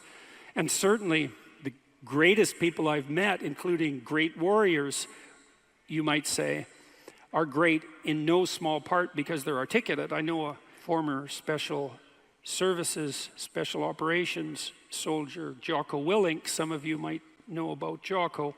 You know, he's about 4 feet wide and about 3 feet thick, and he's one tough son of a bitch. I'll tell you, you don't want to mess with him, and he knows perfectly well and is very capable of articulating the fact that his success as a eminent warrior is in no small part dependent on his ability to communicate. Because he could communicate well, he could listen to the men who were under his command. Because he was articulate, he could explain to his superiors the situation on the ground. Because he was articulate, he could make a case that the men under his command who were deserving would be promoted. Because he could think in an articulate manner, he could plan strategically and not lose battles. And what's the alternative? You want to be inarticulate? You want to say and like and and pause and stumble and be unable to formulate a strategy, be unable to elucidate a vision, be unable to compel and convince other people, to entice them with your articulated vision of what might be? You want the opposite of that? Why would you want that? You would choose awkwardness over grace? It's preposterous. It's beyond foolish. And I cannot understand for the life of me why this case isn't made in a compelling manner, particularly to young men. And I know it's not being articulated to young men because they're dropping out of the educational realm in droves. And it's unbelievably sad.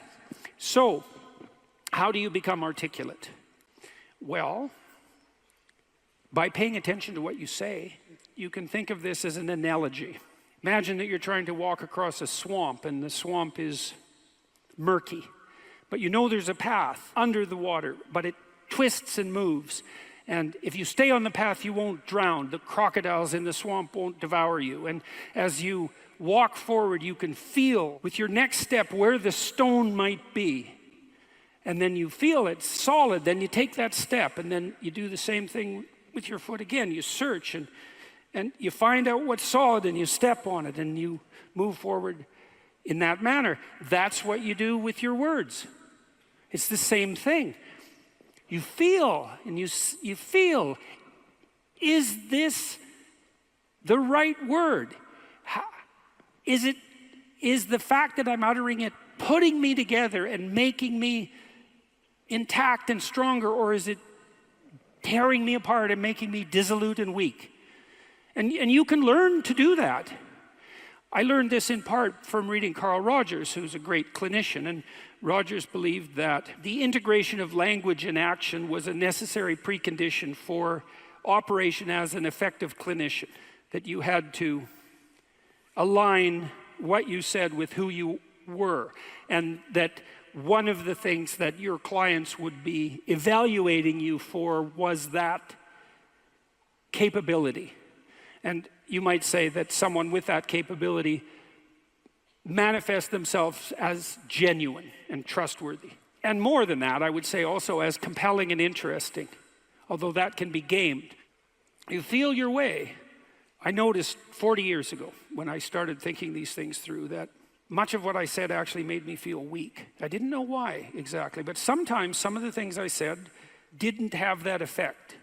They weren't accompanied by a sense of shame, let's say. They weren't accompanied with a sense of vulnerability. They were solid. And at the beginning, that was probably only about 5% of what I said. The rest of it was instrumental. You know, it was language I was using to get my way in the manner that Tammy described when she introduced me tonight. There was an arrogance in my use of language that had to do with the desire to attain proximal victories, right? To appear smart, let's say, to win an argument, something like that. A very different idea than merely feeling my way along to see what word was appropriate for what moment. But you can learn to do that. And you can listen to yourself, and you can stop humming and hawing and using like and you know and fillers. And you can take the time necessary to craft your words carefully. And you can practice merely saying what you believe to be true. And you can read. And you can read great writers. And you can write. And you can write about what you think about the problems that obsess you. And you can become articulate as a consequence. And there'll be nothing about that that isn't the adventure of your life. And so it's a moral endeavor in some real sense. Right? To become articulate is to become the master of your own tongue. And to become properly articulate is to make the word divine. And to treat it in that manner. And to decide whether or not you believe that it is the case that the divine word creates the order that's habitable and good. And if you do believe that, well, go all in. See what happens. See what happens if you become articulate. I'll give you one more small example. Tammy touched on this in the introduction too. She said she'd learned to pause. You can pause. It's a prayerful pause in some sense. When you're in a discussion with someone, you can ask yourself, they might present you with a question or a conundrum or a proposition, and instead of responding with what you know to be right, so to speak, you could just ask yourself, what do I actually think about that? But it has to be a real question. It has to be the kind of question that you'd pose to someone you didn't know. It has to be a question predicated on the idea that you might not know who you are, and that you could ask. And so someone will present you with a question, you think, okay, what do I think about that? But you have to want to know the answer, and then the answer will make itself known, because that's how thought works, and then you can just communicate that answer. And if you do that, you'll be interesting right away. You'll be interesting to the person that you're talking to. And if they do that to you, they'll be interesting too. And then if you both do that, you'll have an interesting conversation. And if you have an interesting conversation, you'll both grow as a consequence. And that's actually the pathway to growth. And you just wait. You can wait. You can open yourself up to the possibility that what needs to be said will make itself manifest, if that's what you are striving for, if that's what you're asking for. And then you can merely communicate that. You have to abandon instrumentality to do that. So one of the reasons Joe Rogan is so successful, by the way, he just asks questions. He isn't trying to get something from his guests. He's not trying to become more famous. He doesn't need any more money. There's no instrumental utilization of language in his discourse. He's just a humble lunkhead, you know, in the most profound sense, who would like to know more than he knows, and who asks all the stupid questions he can think up. And it turns out that he's actually very, very smart and very well educated now, after talking to hundreds and hundreds of people and listening. And so the stupid questions he asks aren't stupid, and they're questions that are shared by virtually everyone who's listening. And he takes his listeners along on this process of exploratory endeavor, and it's the pathway to success. And the same thing can be true of your life. The pathway to success is much,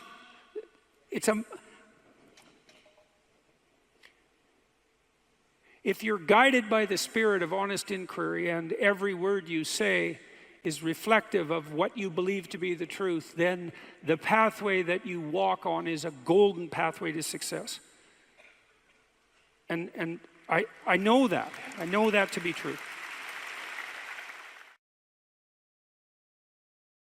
So I might say, well, why are you going to university?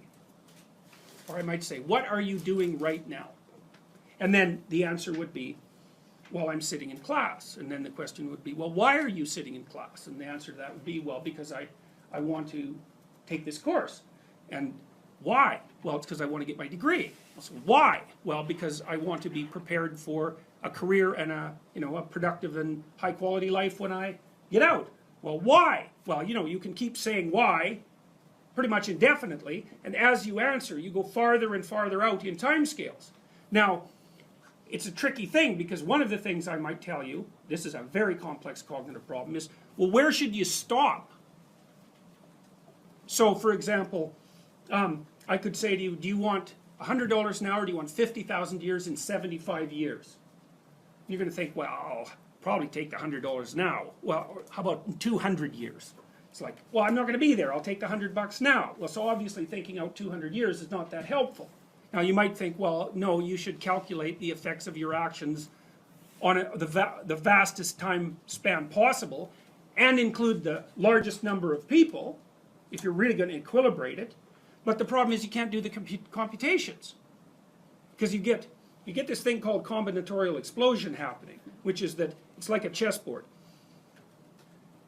You make one move, okay, fine. But then you could make 4, and then with each of those you could make 4 more, and then with each of those you could make 4 more, and soon, if you're looking 20 moves ahead, it's like there's so many moves that the other person could possibly make that looking that far ahead is pointless. You can't do the computations. And so we don't know how far you should look into the future. It depends on how stable your environment is. But 1 month seems okay. A year, yeah. 3 to 5 years, that's what I'll have you do when you do the future authoring program. 20 years? Probably not. And the reason for that is the margin of error in your prediction grows so large that your prediction isn't worth anything. And you can really see how that's the case now, because like, what's it going to be like in 20 years? When I was a kid, I used to read science fiction. It was like plausible accounts of the potential future. It's like, now? Who knows? Anything could happen. Anything could happen. You could be 3/4 robot in 20 years. You could have a lifespan of 10,000 years. I mean, we just do not know. We could be living in caves again with everything in ruins. We don't have a clue what's going to happen. So 20-year span, I would say, get friendly with computers. So 20-year span's too long. So, okay, anyways, what I'm pointing out is that you have to calculate what you're doing across multiple spans of time, and in that combination, in combination with many, many people. And that makes things very complex, but that's how you're building the structures that you live within. You cite a tired brain, foggy thinking, as the reason to stop answering questions or giving a talk. How do you combat this while working or writing daily? Well, I eat a big breakfast relatively soon on waking. That really helps. If any of you out there are anxious, and many of you no doubt are, there'll be a large number of you who are anxious and don't eat breakfast. There'll be a whole bunch of you out there who think, well, I don't eat breakfast. It isn't necessary. It's like, that's wrong. It's necessary. You fasted all night. If you load yourself cognitively or physiologically in the morning, your brain, stressed, will encourage your body to produce insulin. It will take all the blood sugar out of your blood, and then you're done for the day. And then you'll be anxious. And a lot of the rest of you too, you'll find if you're anxious, try this. It's really, really interesting experiment. The next time you're anxious, go eat something. Eat some protein and fat would be best. You could have cheese and crackers. I'm not a big fan of carbohydrates, but whatever. Eat whatever you're willing to eat, but make it solid. Don't eat a peanut butter, or don't eat a chocolate bar or something sweet. Eat something substantial, a piece of meat, a piece of cheese, some peanut butter, something like that. And then wait 10 minutes and see if you're less anxious. And try that for like 2 weeks. Every time you get anxious, eat something. Because then you can find out if your anxiety is linked to low blood sugar. And it's very likely that it is, especially if you also get irritable and foggy in your thinking. And the best way to treat that, as far as I've been able to tell, and there's a decent literature on this, is to make sure that you eat a big breakfast. And you might say, well, I'm not hungry in the morning. It's like, who the hell cares if you're hungry? I didn't say enjoy your breakfast. I said eat it. That's not the same thing. There's lots of things that you need to do that you don't enjoy to begin with. You'll get hungry in 6 months, and then you'll start to enjoy it. So that's a massive difference. I take small naps quite frequently if I'm wiped out. You know, I'll go have a nap for 10 minutes or 15 minutes, and then that helps quite a lot. I try to wake up fairly regular, on a fairly regular schedule. That's another thing I would really recommend for people whose lives are in disarray and who are anxious. Try to fix your wake time. Sleep, going when you sleep, that's not so important. So you can still, you know, stay up late and have fun and all that. But getting up in the morning is really helpful. So, you know, and you also have to figure out how much you can work or write. I can't write for more than about max. My sustainable maximum for writing is 3 hours a day. And if I push it past that, then, especially if I'm editing, I make mistakes when I'm editing, so that's counterproductive, and I can't sustain it across time. And so I don't really think you can do more than about 3 hours of extremely intense intellectual work a day. Although if you have a nap, you can stretch that, but I think at least I end up paying for it across time. So nap, make sure you eat, and make sure that you get enough sleep. So that's how I combat it and try to make myself hyper efficient. Okay, well, so that's another issue in some sense that seems to make the postmodernist critique even more correct. How in the world are you going to extract out a canonical interpretation of something like that? It's like it's not possible. But here's the issue, as far as I can tell. So when the postmodernists extended that critique to the world, they said, look, well, a text is complicated enough. You can't extract out a canonical interpretation. What about the world? The world's way more complicated than a text, and so there's an infinite number of ways that you can look at the world. And so how do we know that any one way is better than any other way? And that's a good question. Now, the postmodern answer was we can't. And that's not a good answer, because you drown in chaos under those circumstances, right? You can't make sense of anything. And that's not good, because it's not neutral to not make sense of things. It's very anxiety-provoking. It's very depressing, because if things are so chaotic that you can't get a handle on them, your body defaults into emergency preparation mode, and your heart rate goes up and your immune system stops working, and like you burn yourself out. You age rapidly because you're surrounded by nothing you can control. That's an existential crisis, right? It's anxiety-provoking and depressing, very hard on people. And even more than that, it turns out that the way that we're constructed neurophysiologically is that we don't experience any positive emotion unless we have an aim and we can see ourselves progressing towards that aim. It isn't precisely attaining the aim that makes us happy, as you all know if you've ever attained anything, because as soon as you attain it, then the whole little game ends. Then you have to come up with another game, right? So it's Sisyphus. And that's okay, but it does show that the attainment can't be the thing that drives you, because it collapses the game. That's what happens when you graduate from university. It's like you're king of the mountain for one day, and then you're like surf at Starbucks for the next 5 years, you know? So, yeah. So what happens is that human beings are weird creatures, because we're much more activated by having an aim and moving towards it than we are by attainment. And what that means is you have to have an aim, and that means you have to have an interpretation. And it also means that the nobler the aim, that's one way of thinking about it, the better your life.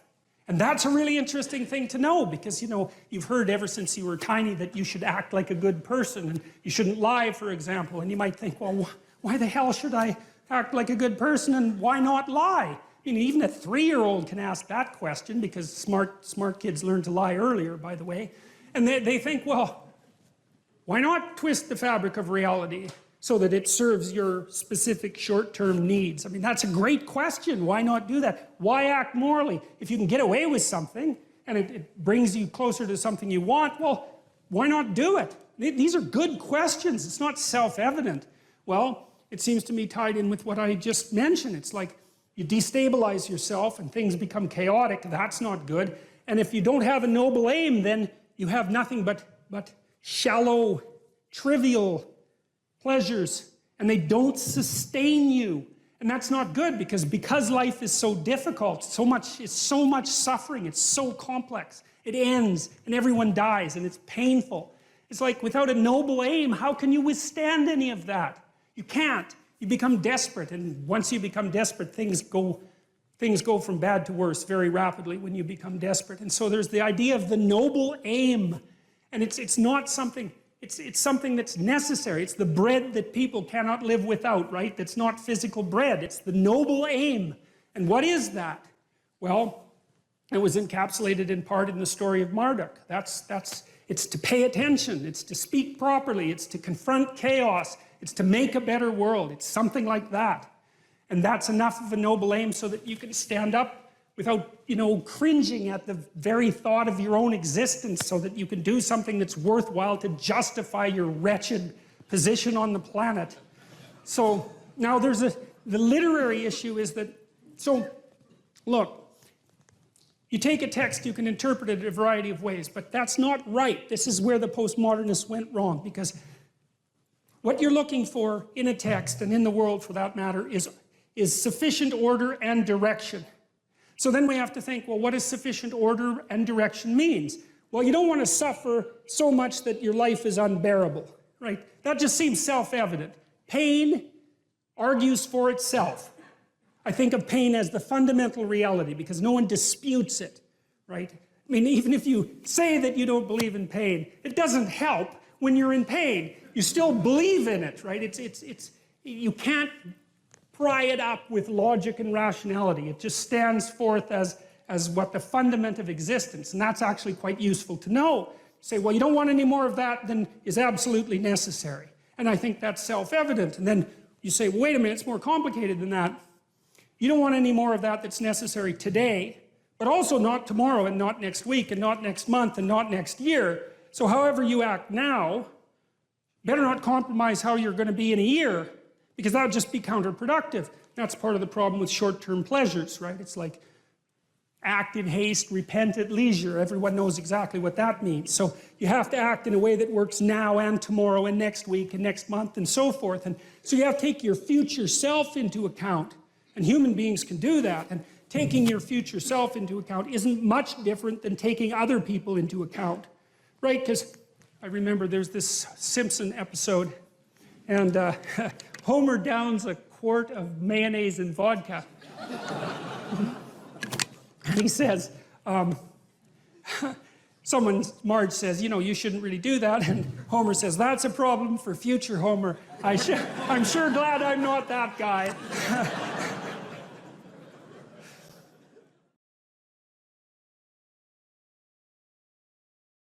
If you don't know what you should do with your life, you don't know who you should be, sometimes you think about that as what career you should pursue. But here's another way of thinking about it.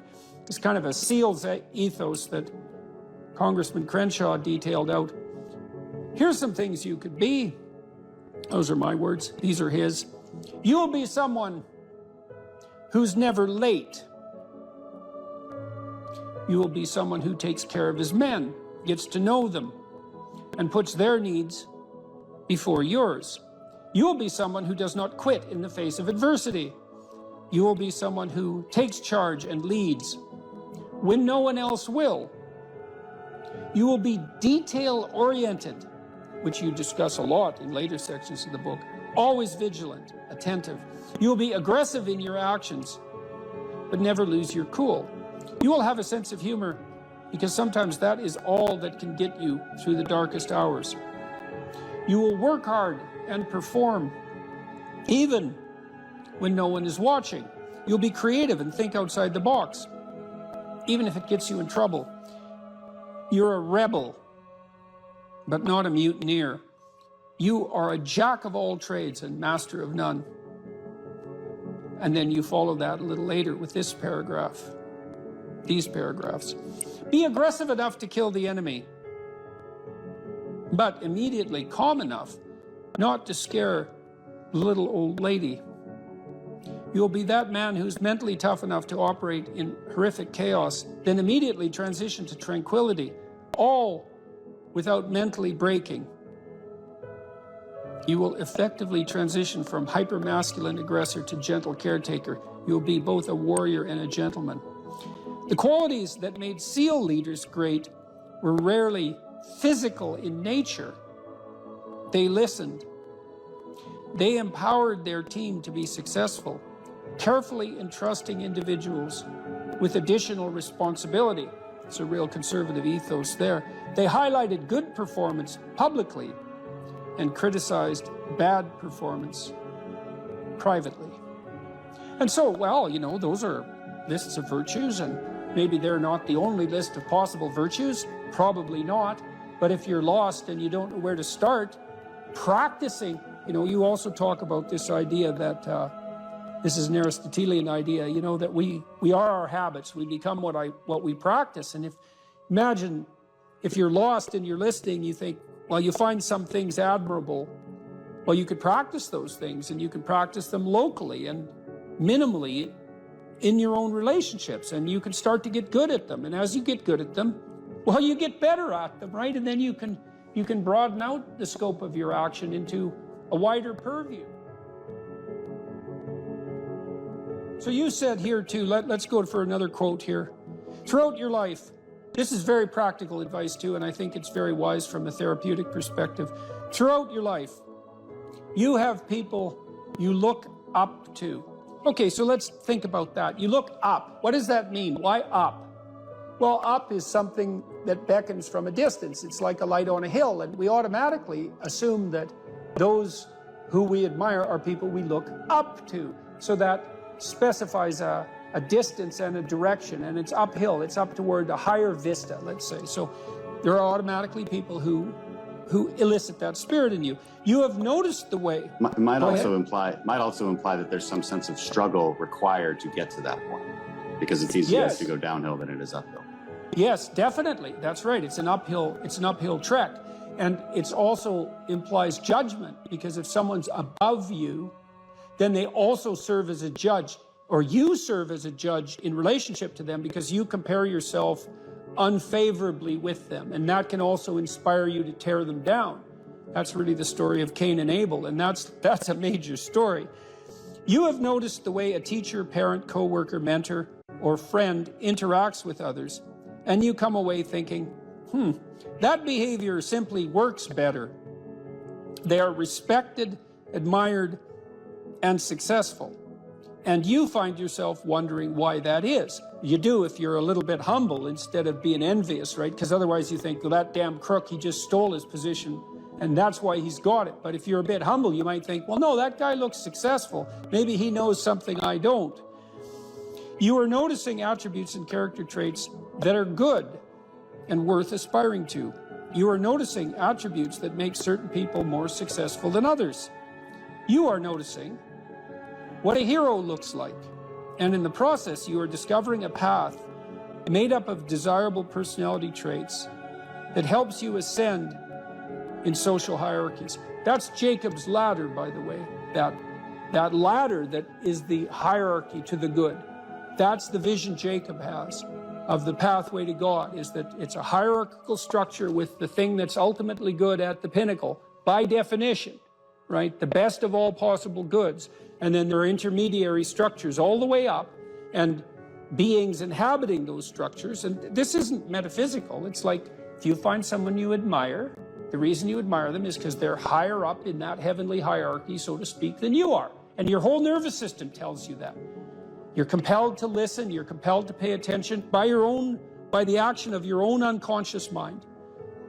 You know, what's interesting about this point of identifying these heroes or at least role models, you can call them either one. I just thought heroes was a more compelling word to use for the sake of writing it. But what's interesting about it too is how pop culture actually plays a pretty important part of this, because like there's plenty of people who simply don't have these good role models in their lives, and you have to acknowledge that. And so where are they supposed to turn? And it's maybe one of the reasons that it's so important to fight these cultural wars that you and I engage in on a fairly regular basis, that they become a serious part of our politics, which at the same time is necessary, but also deeply, deeply unfortunate. I do think the attack on pop culture from this progressive victimhood left has reached a ceiling. I think there's a serious backlash. You look at movies like Top Gun, the recent one, Top Gun, and maybe like the highest grossing of all time. Absolutely phenomenal movie, really fun to watch. Why? Because it just had all of these classical virtues infused within it, about relationships and about how you treat people and what the consequences are for treating people as such. That these things speak to people in a deeper way. They can't necessarily articulate them, but they understand it when they see it. And there's these sort of radical minorities that are very loud that want that changed. You know, they want something else to be on that hill.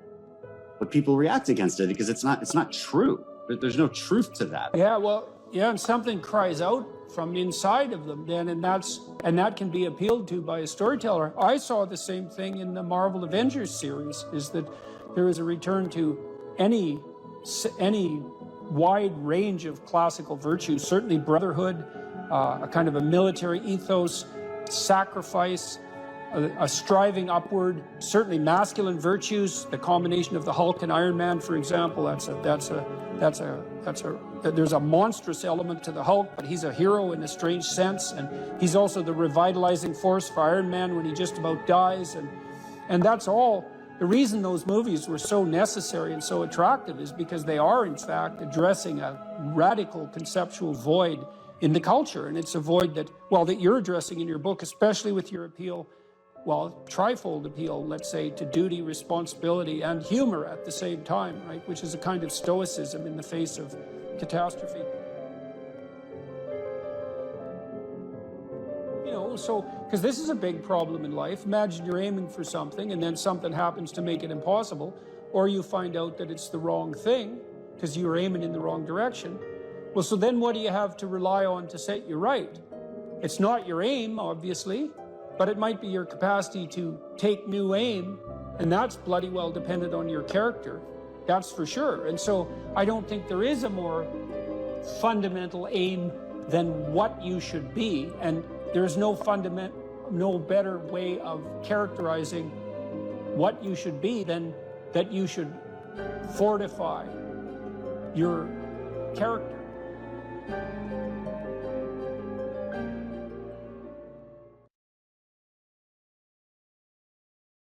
If you're thinking about your past, what it means is you haven't analyzed the causal chains. Because you might say, well, why do you remember your past?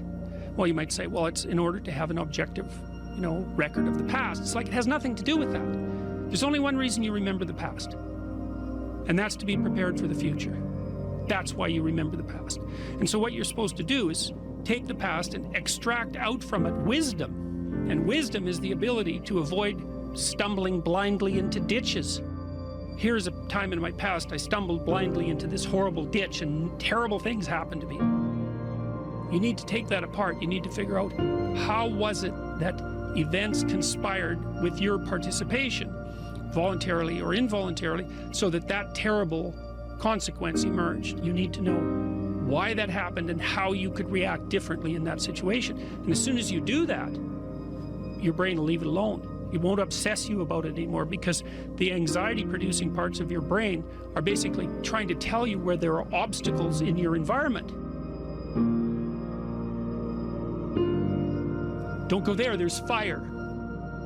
Maybe you could master the fire, right? Then you're a wielder of fire, you're not just a victim. And lots of situations are dangerous or not dangerous depending on your level of mastery, right? Life is like that. And so a negative emotion that's associated with a memory is something that's crying out for mastery, and writing can really help with that. You're reorganizing your brain when you write autobiographically. Imagine emotion. Memories can be stored at different levels of your brain, from sort of primordial reptilian image-laden areas that are very emotional, up to finely articulated plans for your future life. Well, you want to take everything that's negative and emotional and transform that into a fully articulated vision for your future. And that frees you of your past. You shouldn't be thinking about your past. I mean, maybe if you're 80 and you're going over a well-spent life, that's a whole different thing. But if you're 30, 35, or 20, and most of the time you're thinking about your past, it's like your soul is trapped back there. You need to free it through investigation. And the metaphysical language is appropriate, because that is, in a sense, what you're doing. You're trapped in the past. It's like you got to break free of that so you can use all your resources to move ahead into the future.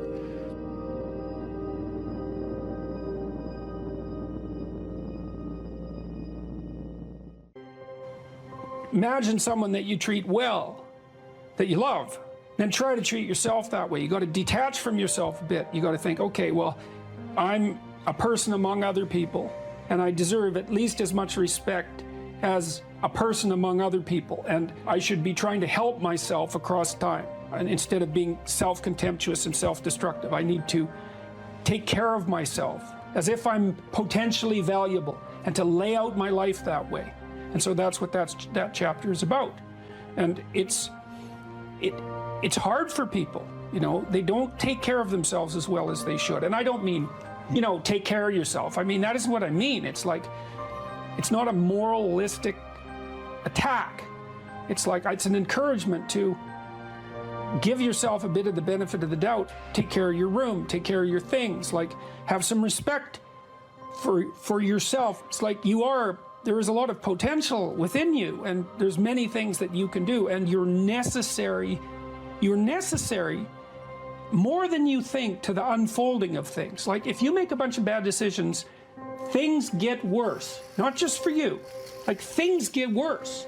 And so it matters what you do, and so part of what you do is you want to treat yourself as if what you do matters. And so you want to have some respect for yourself.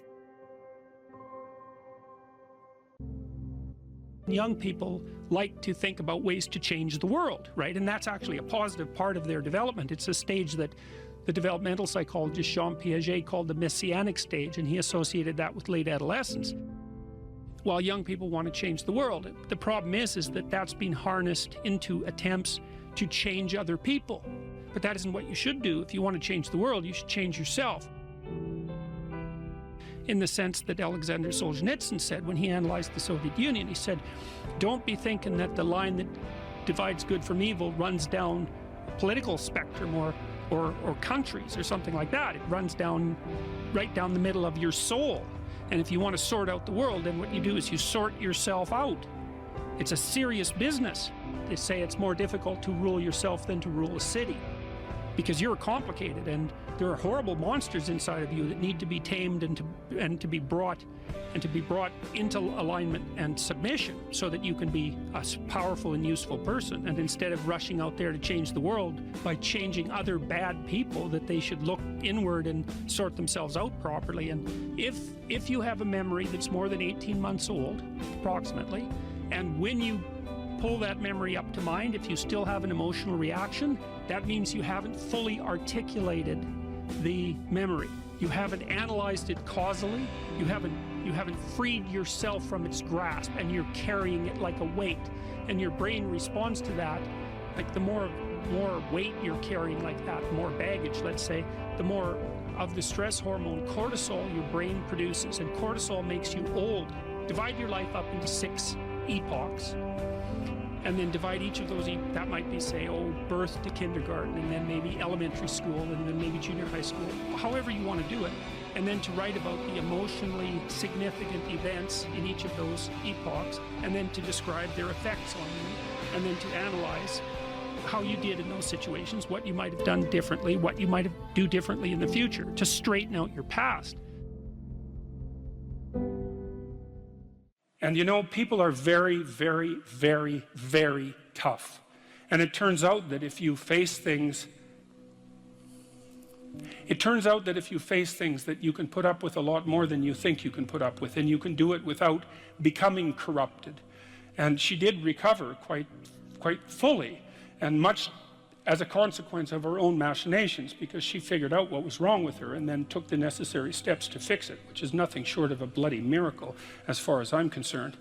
And anyways, part of the cat bit is I actually start by talking about our dog, who actually died about a year ago, but he's still alive in the book. I let people know, because dog lovers love dogs, and if you love cats, then they think you don't like dogs, and then they don't like you. So I also point out at the beginning of the chapter that, you know, if you want to pet a dog on the street, that's okay too, so you don't have to get up in arms about it.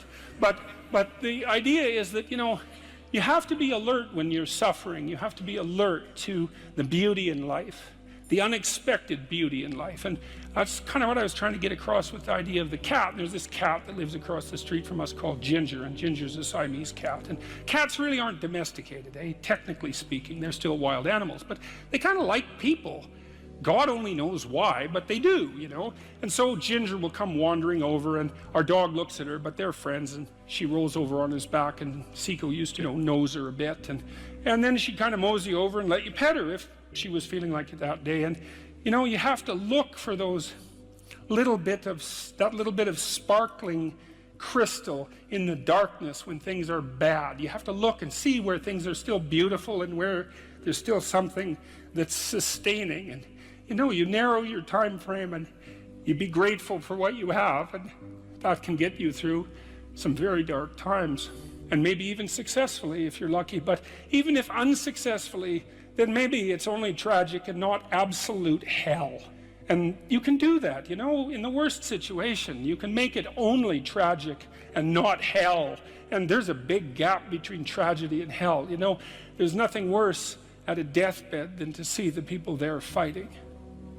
The death is bad enough, but you can take that, as terrible as it is, and make it into something that's absolutely unbearable. And maybe I think, and this is sort of what I closed the book with, this idea is that if we didn't all attempt to make terrible things even worse than they are, then maybe we could tolerate the terrible things that we have to put up with in order to exist, and maybe we could make the world into a better place, you know. And it's what we should be doing and what we could be doing, because we don't have anything better to do.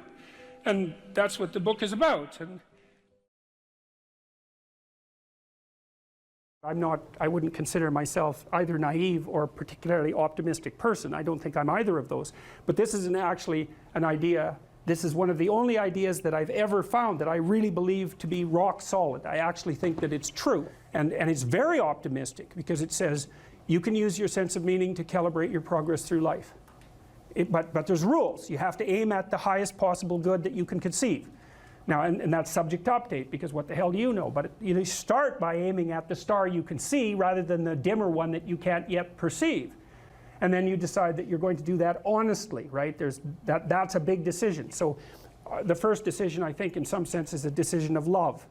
You're going to decide that being is worthwhile and that you're going to work for its betterment. And that's a decision that's based on love. And the second decision is based on truth. Having made that decision, you're going to play a straight game. Having made those two decisions, I think that you can allow your sense of meaning to calibrate your pathway.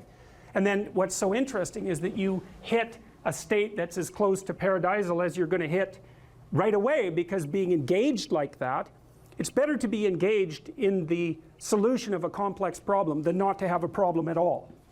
And that's no different than saying it's better for there to be being than non-being, because being is a problem. And so if you want to have no problems, then you have no being. And you could say, well, being is so miserable that maybe that's the route we should take. And fair enough, but maybe you can have your cake and eat it too. You can have the damn problem.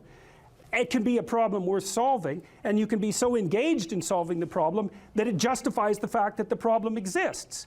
And then you get to have the problem and the solution at the same time, and maybe that's better than not having the problem at all. And I believe that, because one of the things I have seen, and I've seen this being so interesting when I've been lecturing to people, especially more recently, and this has also manifested itself on YouTube.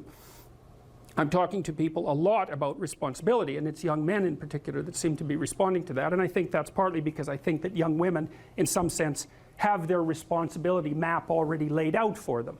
It's also less voluntary in some sense for women, because they have more complicated problems to solve in the first part of their life, right? Because they have to get the family problem solved. But whatever. I've been talking in a very delineated manner about responsibility, which is a strange thing to sell to people, but responsibility is what gives your life meaning. And so then you might say, well, then take on ultimate responsibility. And what happens? You have an ultimately meaningful life. And then you might say, well, if your life is ultimately meaningful, it doesn't matter if it's punctuated by tragedy or even predicated on tragedy. It's worth it. And I think that's true. And everything I've seen indicates to me that's true. Every time I get my clients to take on more responsibility, you know, and it isn't an injunction. You're a bad person, you should take on responsibility. It has nothing to do with that. You can define the damn responsibility. It isn't something that someone else should impose on you. It's not a matter of doing what you should do in some abstract manner. It's not that. It's the choice of what game you're going to play. And you know, you can play the game of the seeker, I would say, and if you play that game, then everyone wins. And it's the best game you can play. And so the answer in some sense to the tragedy of life, to the catastrophe of life, to the fall, is to adopt the responsibility of mortality that goes along with that, and to play that game maximally. And paradoxically, it's in the willingness to do that that the solution emerges.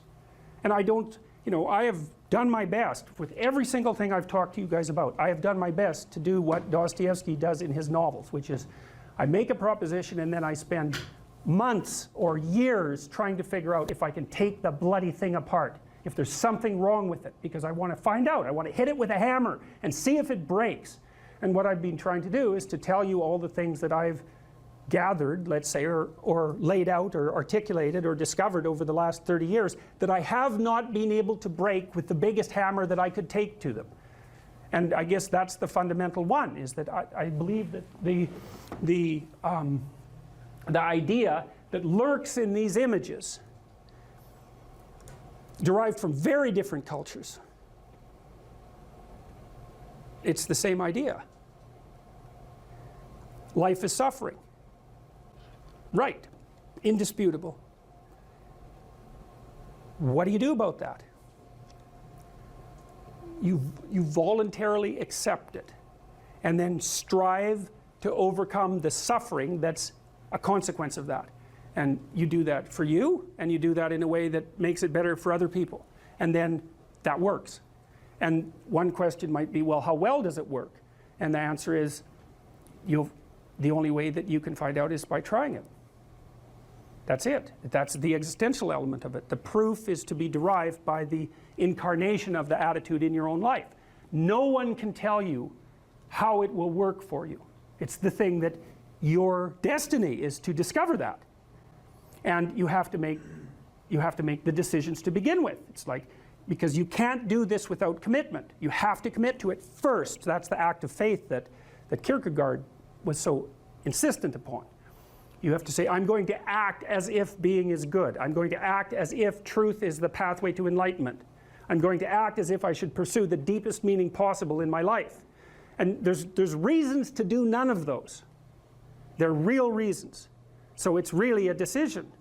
But you can't find out what the consequence of the decision is unless you make the decision. I think the same thing happens when you get married, by the way. Is that if you think you might leave, you're not married. And then you think, well, the marriage didn't succeed. It's like, well, maybe you were never married. Because the rule is, you don't get to leave. And there's a reason for that rule. Now, I'm not saying that there aren't situations where there should be exceptions made for that. That's not the point. The point is that there's some games you don't get to play unless you're all in. And the other thing that's so interesting about being alive is that you're all in. No matter what you do, you're all in. This is going to kill you.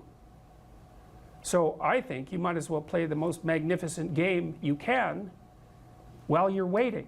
Because do you have anything better to do? Really? Why not pick the best thing possible that you could do? Why not do that? Maybe you could justify your wretched existence to yourself that way. I think you could. That's what it looks like. You know, people find such meaning in the responsibilities they adopt, it stops making them ask questions about what life is for. If you have a newborn child, for example, like unless you're really in a bad way, psychotically depressed, or maybe your personality really needs some retooling, you stop thinking about anything but ensuring that that baby is doing well. And if someone comes along and asks you an existential question about your commitment to that, the right response is, why are you asking me such stupid questions when this is manifesting itself right in front of your eyes? Like, how blind can you be? That isn't a time for questions about the meaning of life. The answer is right in front of you. And if you can't see it, it's not because life has no meaning, it's because you're blind. I mean, that's what the image of the Virgin Mother and the child is all about. It's like, what's the answer to the meaning of life? Here's an answer. It's like, well, I'm going to criticize that. Well, go right ahead. You know, it's like what you're like a what do you call that? A termite gnawing on a temple. There's no utility in that sort of criticism. It's blindness. And it's the same thing with regards to the path of the hero. It's like it glistens in front of you and you can criticize it. It's like, Fine. Put the cart before the horse and see how far you get. So I thought, to bring full closure to the class, I was trying to solve this terrible puzzle that confronted me and many other people about how it was that human beings got themselves in such a tangle about what they believed. Such a tangle that we were pointing the ultimate weapons of destruction at one another, which, by the way, we are still doing. And I thought, okay, well, I understand that. We need our belief systems. They orient us. And that means there will be conflict between belief systems, and that can be a catastrophe. And that's being played out everywhere, again, in very many ways. What's the solution to that? Well, one possibility is there's no solution. It's just mayhem all the way around. Could be the case. But it seemed to me, as I delved into it, that the proper solution to that was to live properly as an individual, because you're more powerful than you think. Way more powerful than you think. I mean, God only knows what you are in the final analysis. You're blind to your own weaknesses, but you're also blind to your own strengths. And so then I think, well, if you got your act together, it'd be better for you, and instantly it would be better for your family, assuming they wanted you to get your act together, and not everyone does, and then it would be better for the community. It's like, how far could you take that? If you stopped wasting time, and if you stopped lying, and if you oriented yourself to the highest possible good that you could conceive of, and you committed to that, how much good could you do? Well, I would say, why don't you find out? So that's what I think you should do. You should find out. You don't have anything better to do. And there's nothing in it, as far as I've been able to tell, there's nothing in it but good. So maybe you could sort yourself out so that you wanted nothing but the good. And then maybe you could help make that manifest in the world. And maybe we wouldn't have all these terrible problems then. At least we'd have fewer of them, and that would be a start. So it's the answer to the problem of humanity is the integrity of the individual. That's the answer. So, and states that are predicated on that realization are healthy. So, and states that aren't are doomed to stagnation and catastrophic collapse. And personalities that are predicated on self-tyranny and the tyranny of others are doomed to collapse. So, and then you think, well, what's the barrier? And the barrier is, are you willing to accept the responsibility? And part of the answer to that is, reduce the damn responsibility until it's tolerable. You don't have to fix everything at once. You could just start by fixing the things that you could fix. Or you could even do it more.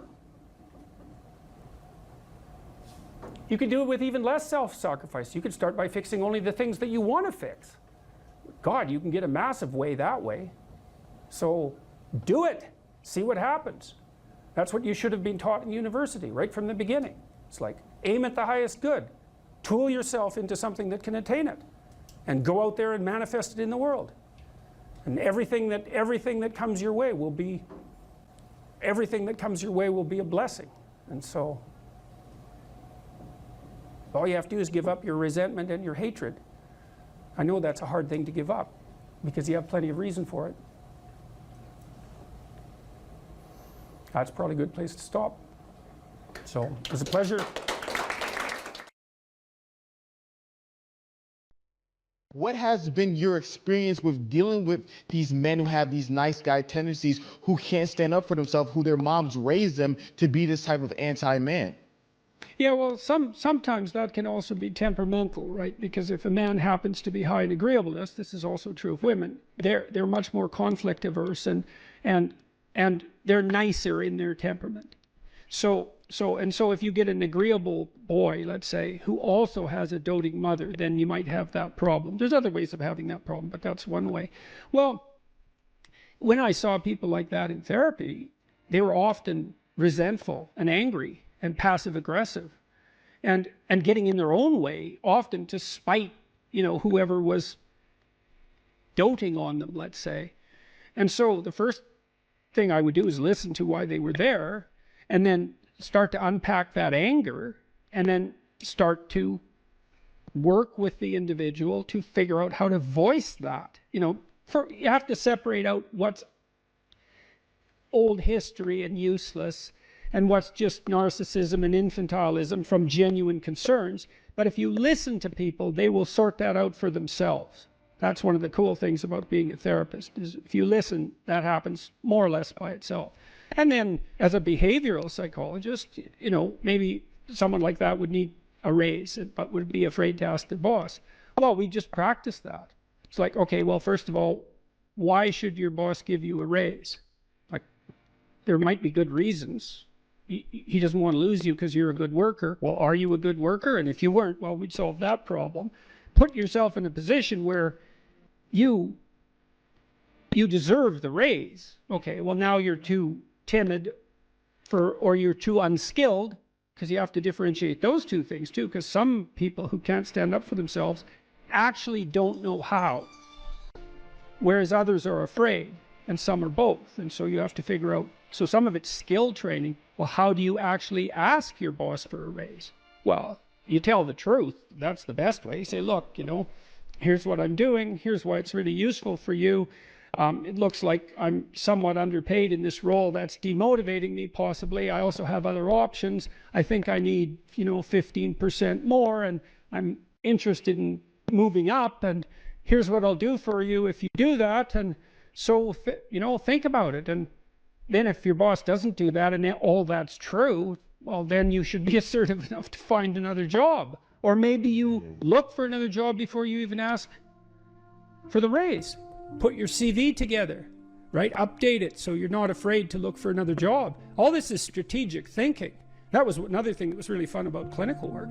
Most of my clients, they doubled or tripled their salaries within 3 or 4 years. You know, they worked at it. This wasn't nothing. This was major league strategic planning. And that was true for women and men, you know, so, and that's very fun to watch that happen. Think clearly about it, right? And get your act together, you know, and you got to see what's getting in your way. So maybe you're afraid to ask your boss for a raise because if he says no, you'd have to look for a job, and you don't have your resume or CV updated. And the reason you don't have it updated is because you're embarrassed about the lacks in it, and you don't want to face the lacks because then you'd have to see how you didn't get educated properly because you were useless, and you'd have to take steps to rectify that. And like, it's a real mess down there, right? Yeah. The reasons you're not asking. So we'd lay that all out and then say, well, you're embarrassed about your resume. Well, update it and let's take a look at it. Okay, well, here's some holes and they're not good. What could you do to fix those? And then you break it down into small steps, right? Implementable steps. That's very practical. So that's a good thing to know. If you have your sights set on a goal, you'll move towards it if you break the steps down small enough so that even someone as useless as you will do it. And that also requires a fair bit of humility, because what you might find, especially if you're avoiding something, is that the step you are actually willing to take is so small that you're embarrassed to admit it to yourself, so you won't take any steps at all. Well, that's completely counterproductive. And the reason that's not proper thinking, let's say, or productive thinking, is that, well, small steps get bigger real fast. And it doesn't matter where you start. If you're doubling your utility every, few weeks, who cares where you start? It starts to take off real quick. So you don't want to be embarrassed. You don't want to be so embarrassed by where you are that it stops you from becoming who you could be. And that's tough. It can be that's real tough. I'm not making light of that. I see exactly why people avoid, but it's not a good solution.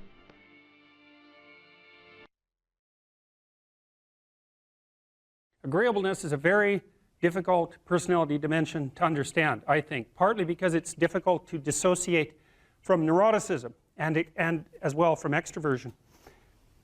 Because agreeable people like you, and so that kind of sounds like extroversion. And disagreeable people sound like they're hard to get along with, and they sort of are. But people who are high in neuroticism are hard to get along with too, and they tend to be volatile and irritable. And so most of the time, if you're engaged in a contentious issue with someone and emotions flare, it usually has more to do with trait neuroticism than with disagreeableness per se. So what I'm going to do is try to describe to you what the agreeable trait is, on both of its dimensions, and also to lay out the pros and cons of existence on that normal distribution, trait normal distribution, at more or less every point. Because I think, the way I look at it anyways, is that of all the traits, agreeableness is the one that seems to come with the most marked positive and negative aspects, features, let's say, so we don't confuse it with aspects, the most positive and negative features at each point on the distribution. It's a very complex, seems to be a very, very complex dimension. So I'll read you some of the questions from the Big 5 aspect scale, and that'll give you kind of an initial rule of thumb estimate about whether or not you're agreeable or disagreeable. And so here are some of the questions. Imagine that you're answering these for yourself on a scale from 1 to 5, strongly disagree to strongly agree. So the first question is, am not interested in other people's problems.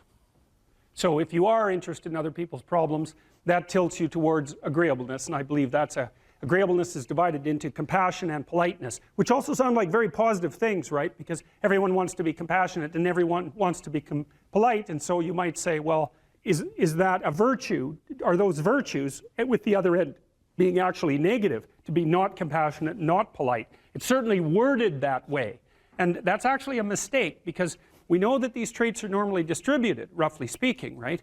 And that means that there has to be positive and negative features at every single position on the distribution. And so to make the presupposition, for example, that being extroverted is being better than being introverted, or that being emotionally stable is necessarily better than being neurotic, is to make a confusion of moral obligation with trait position.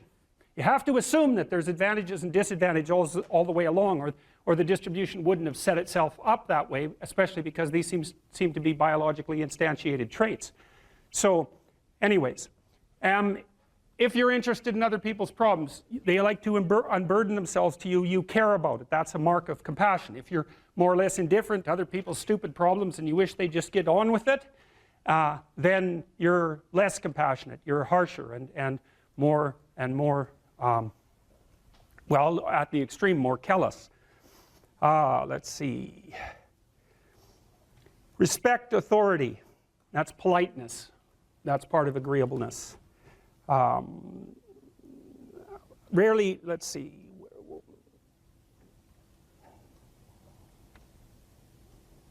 Feel others' emotions. Compassion. Inquire about others' well-being. Compassion.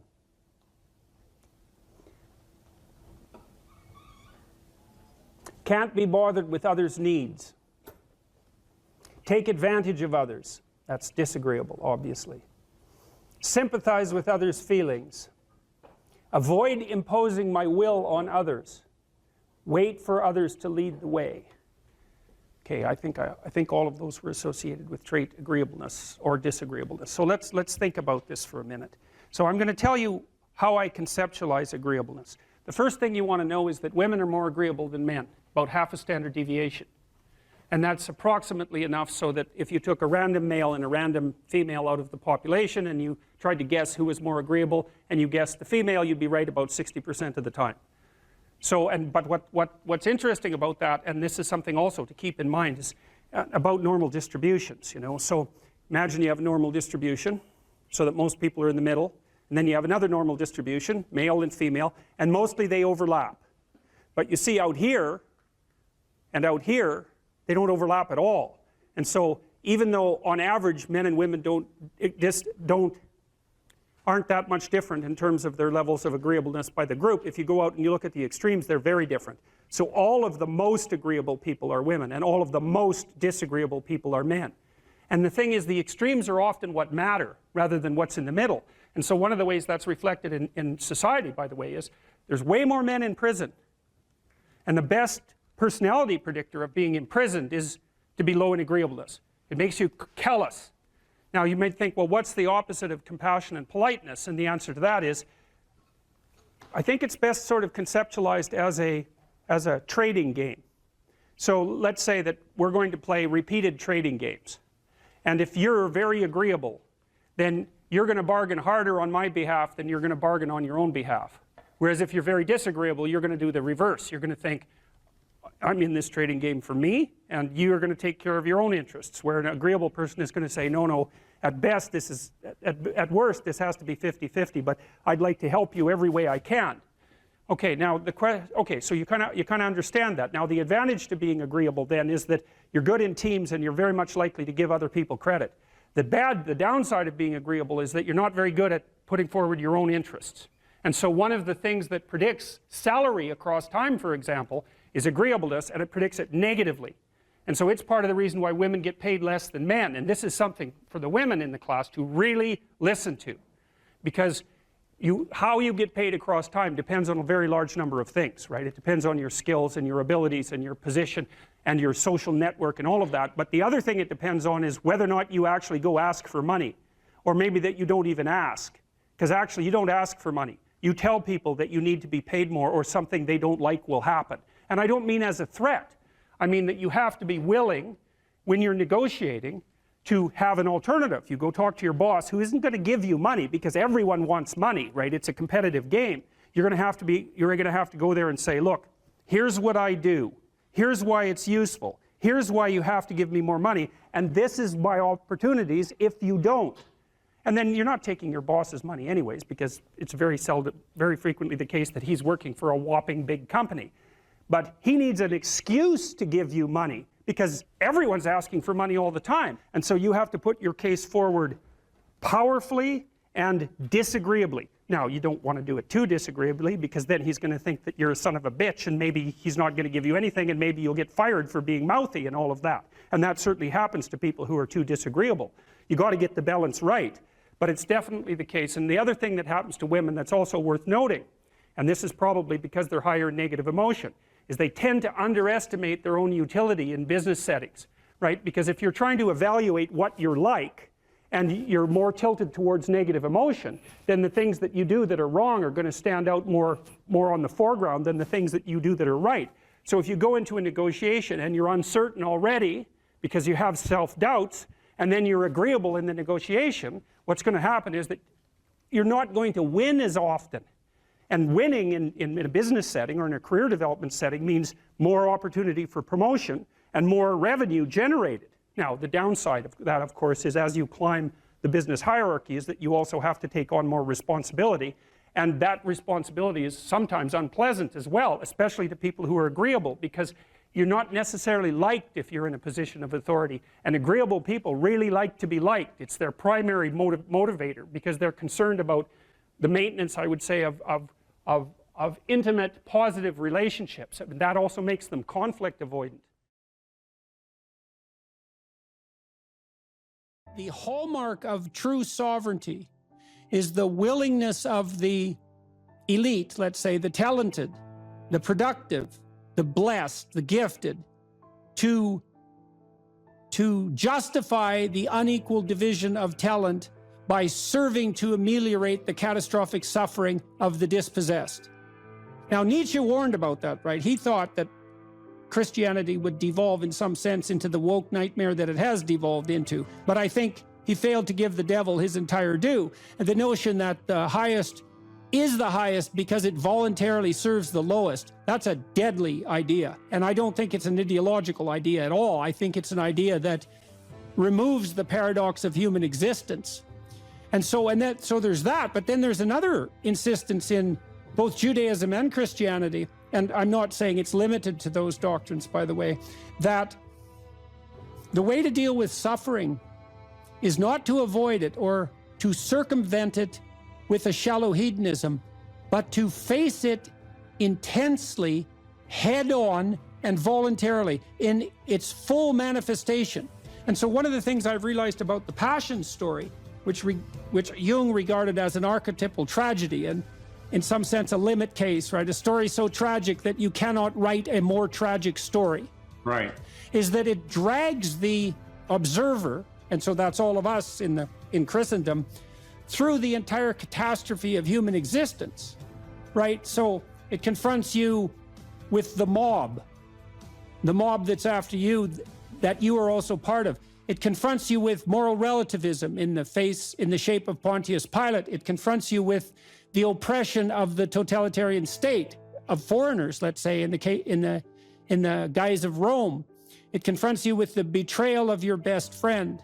It confronts you with the willingness of the crowd to punish the virtuous and free the criminal. And that's the story of Barabbas and Christ. And Pajot told me the other day, Jonathan Pajot, that an alternative name for Barabbas was Jesus.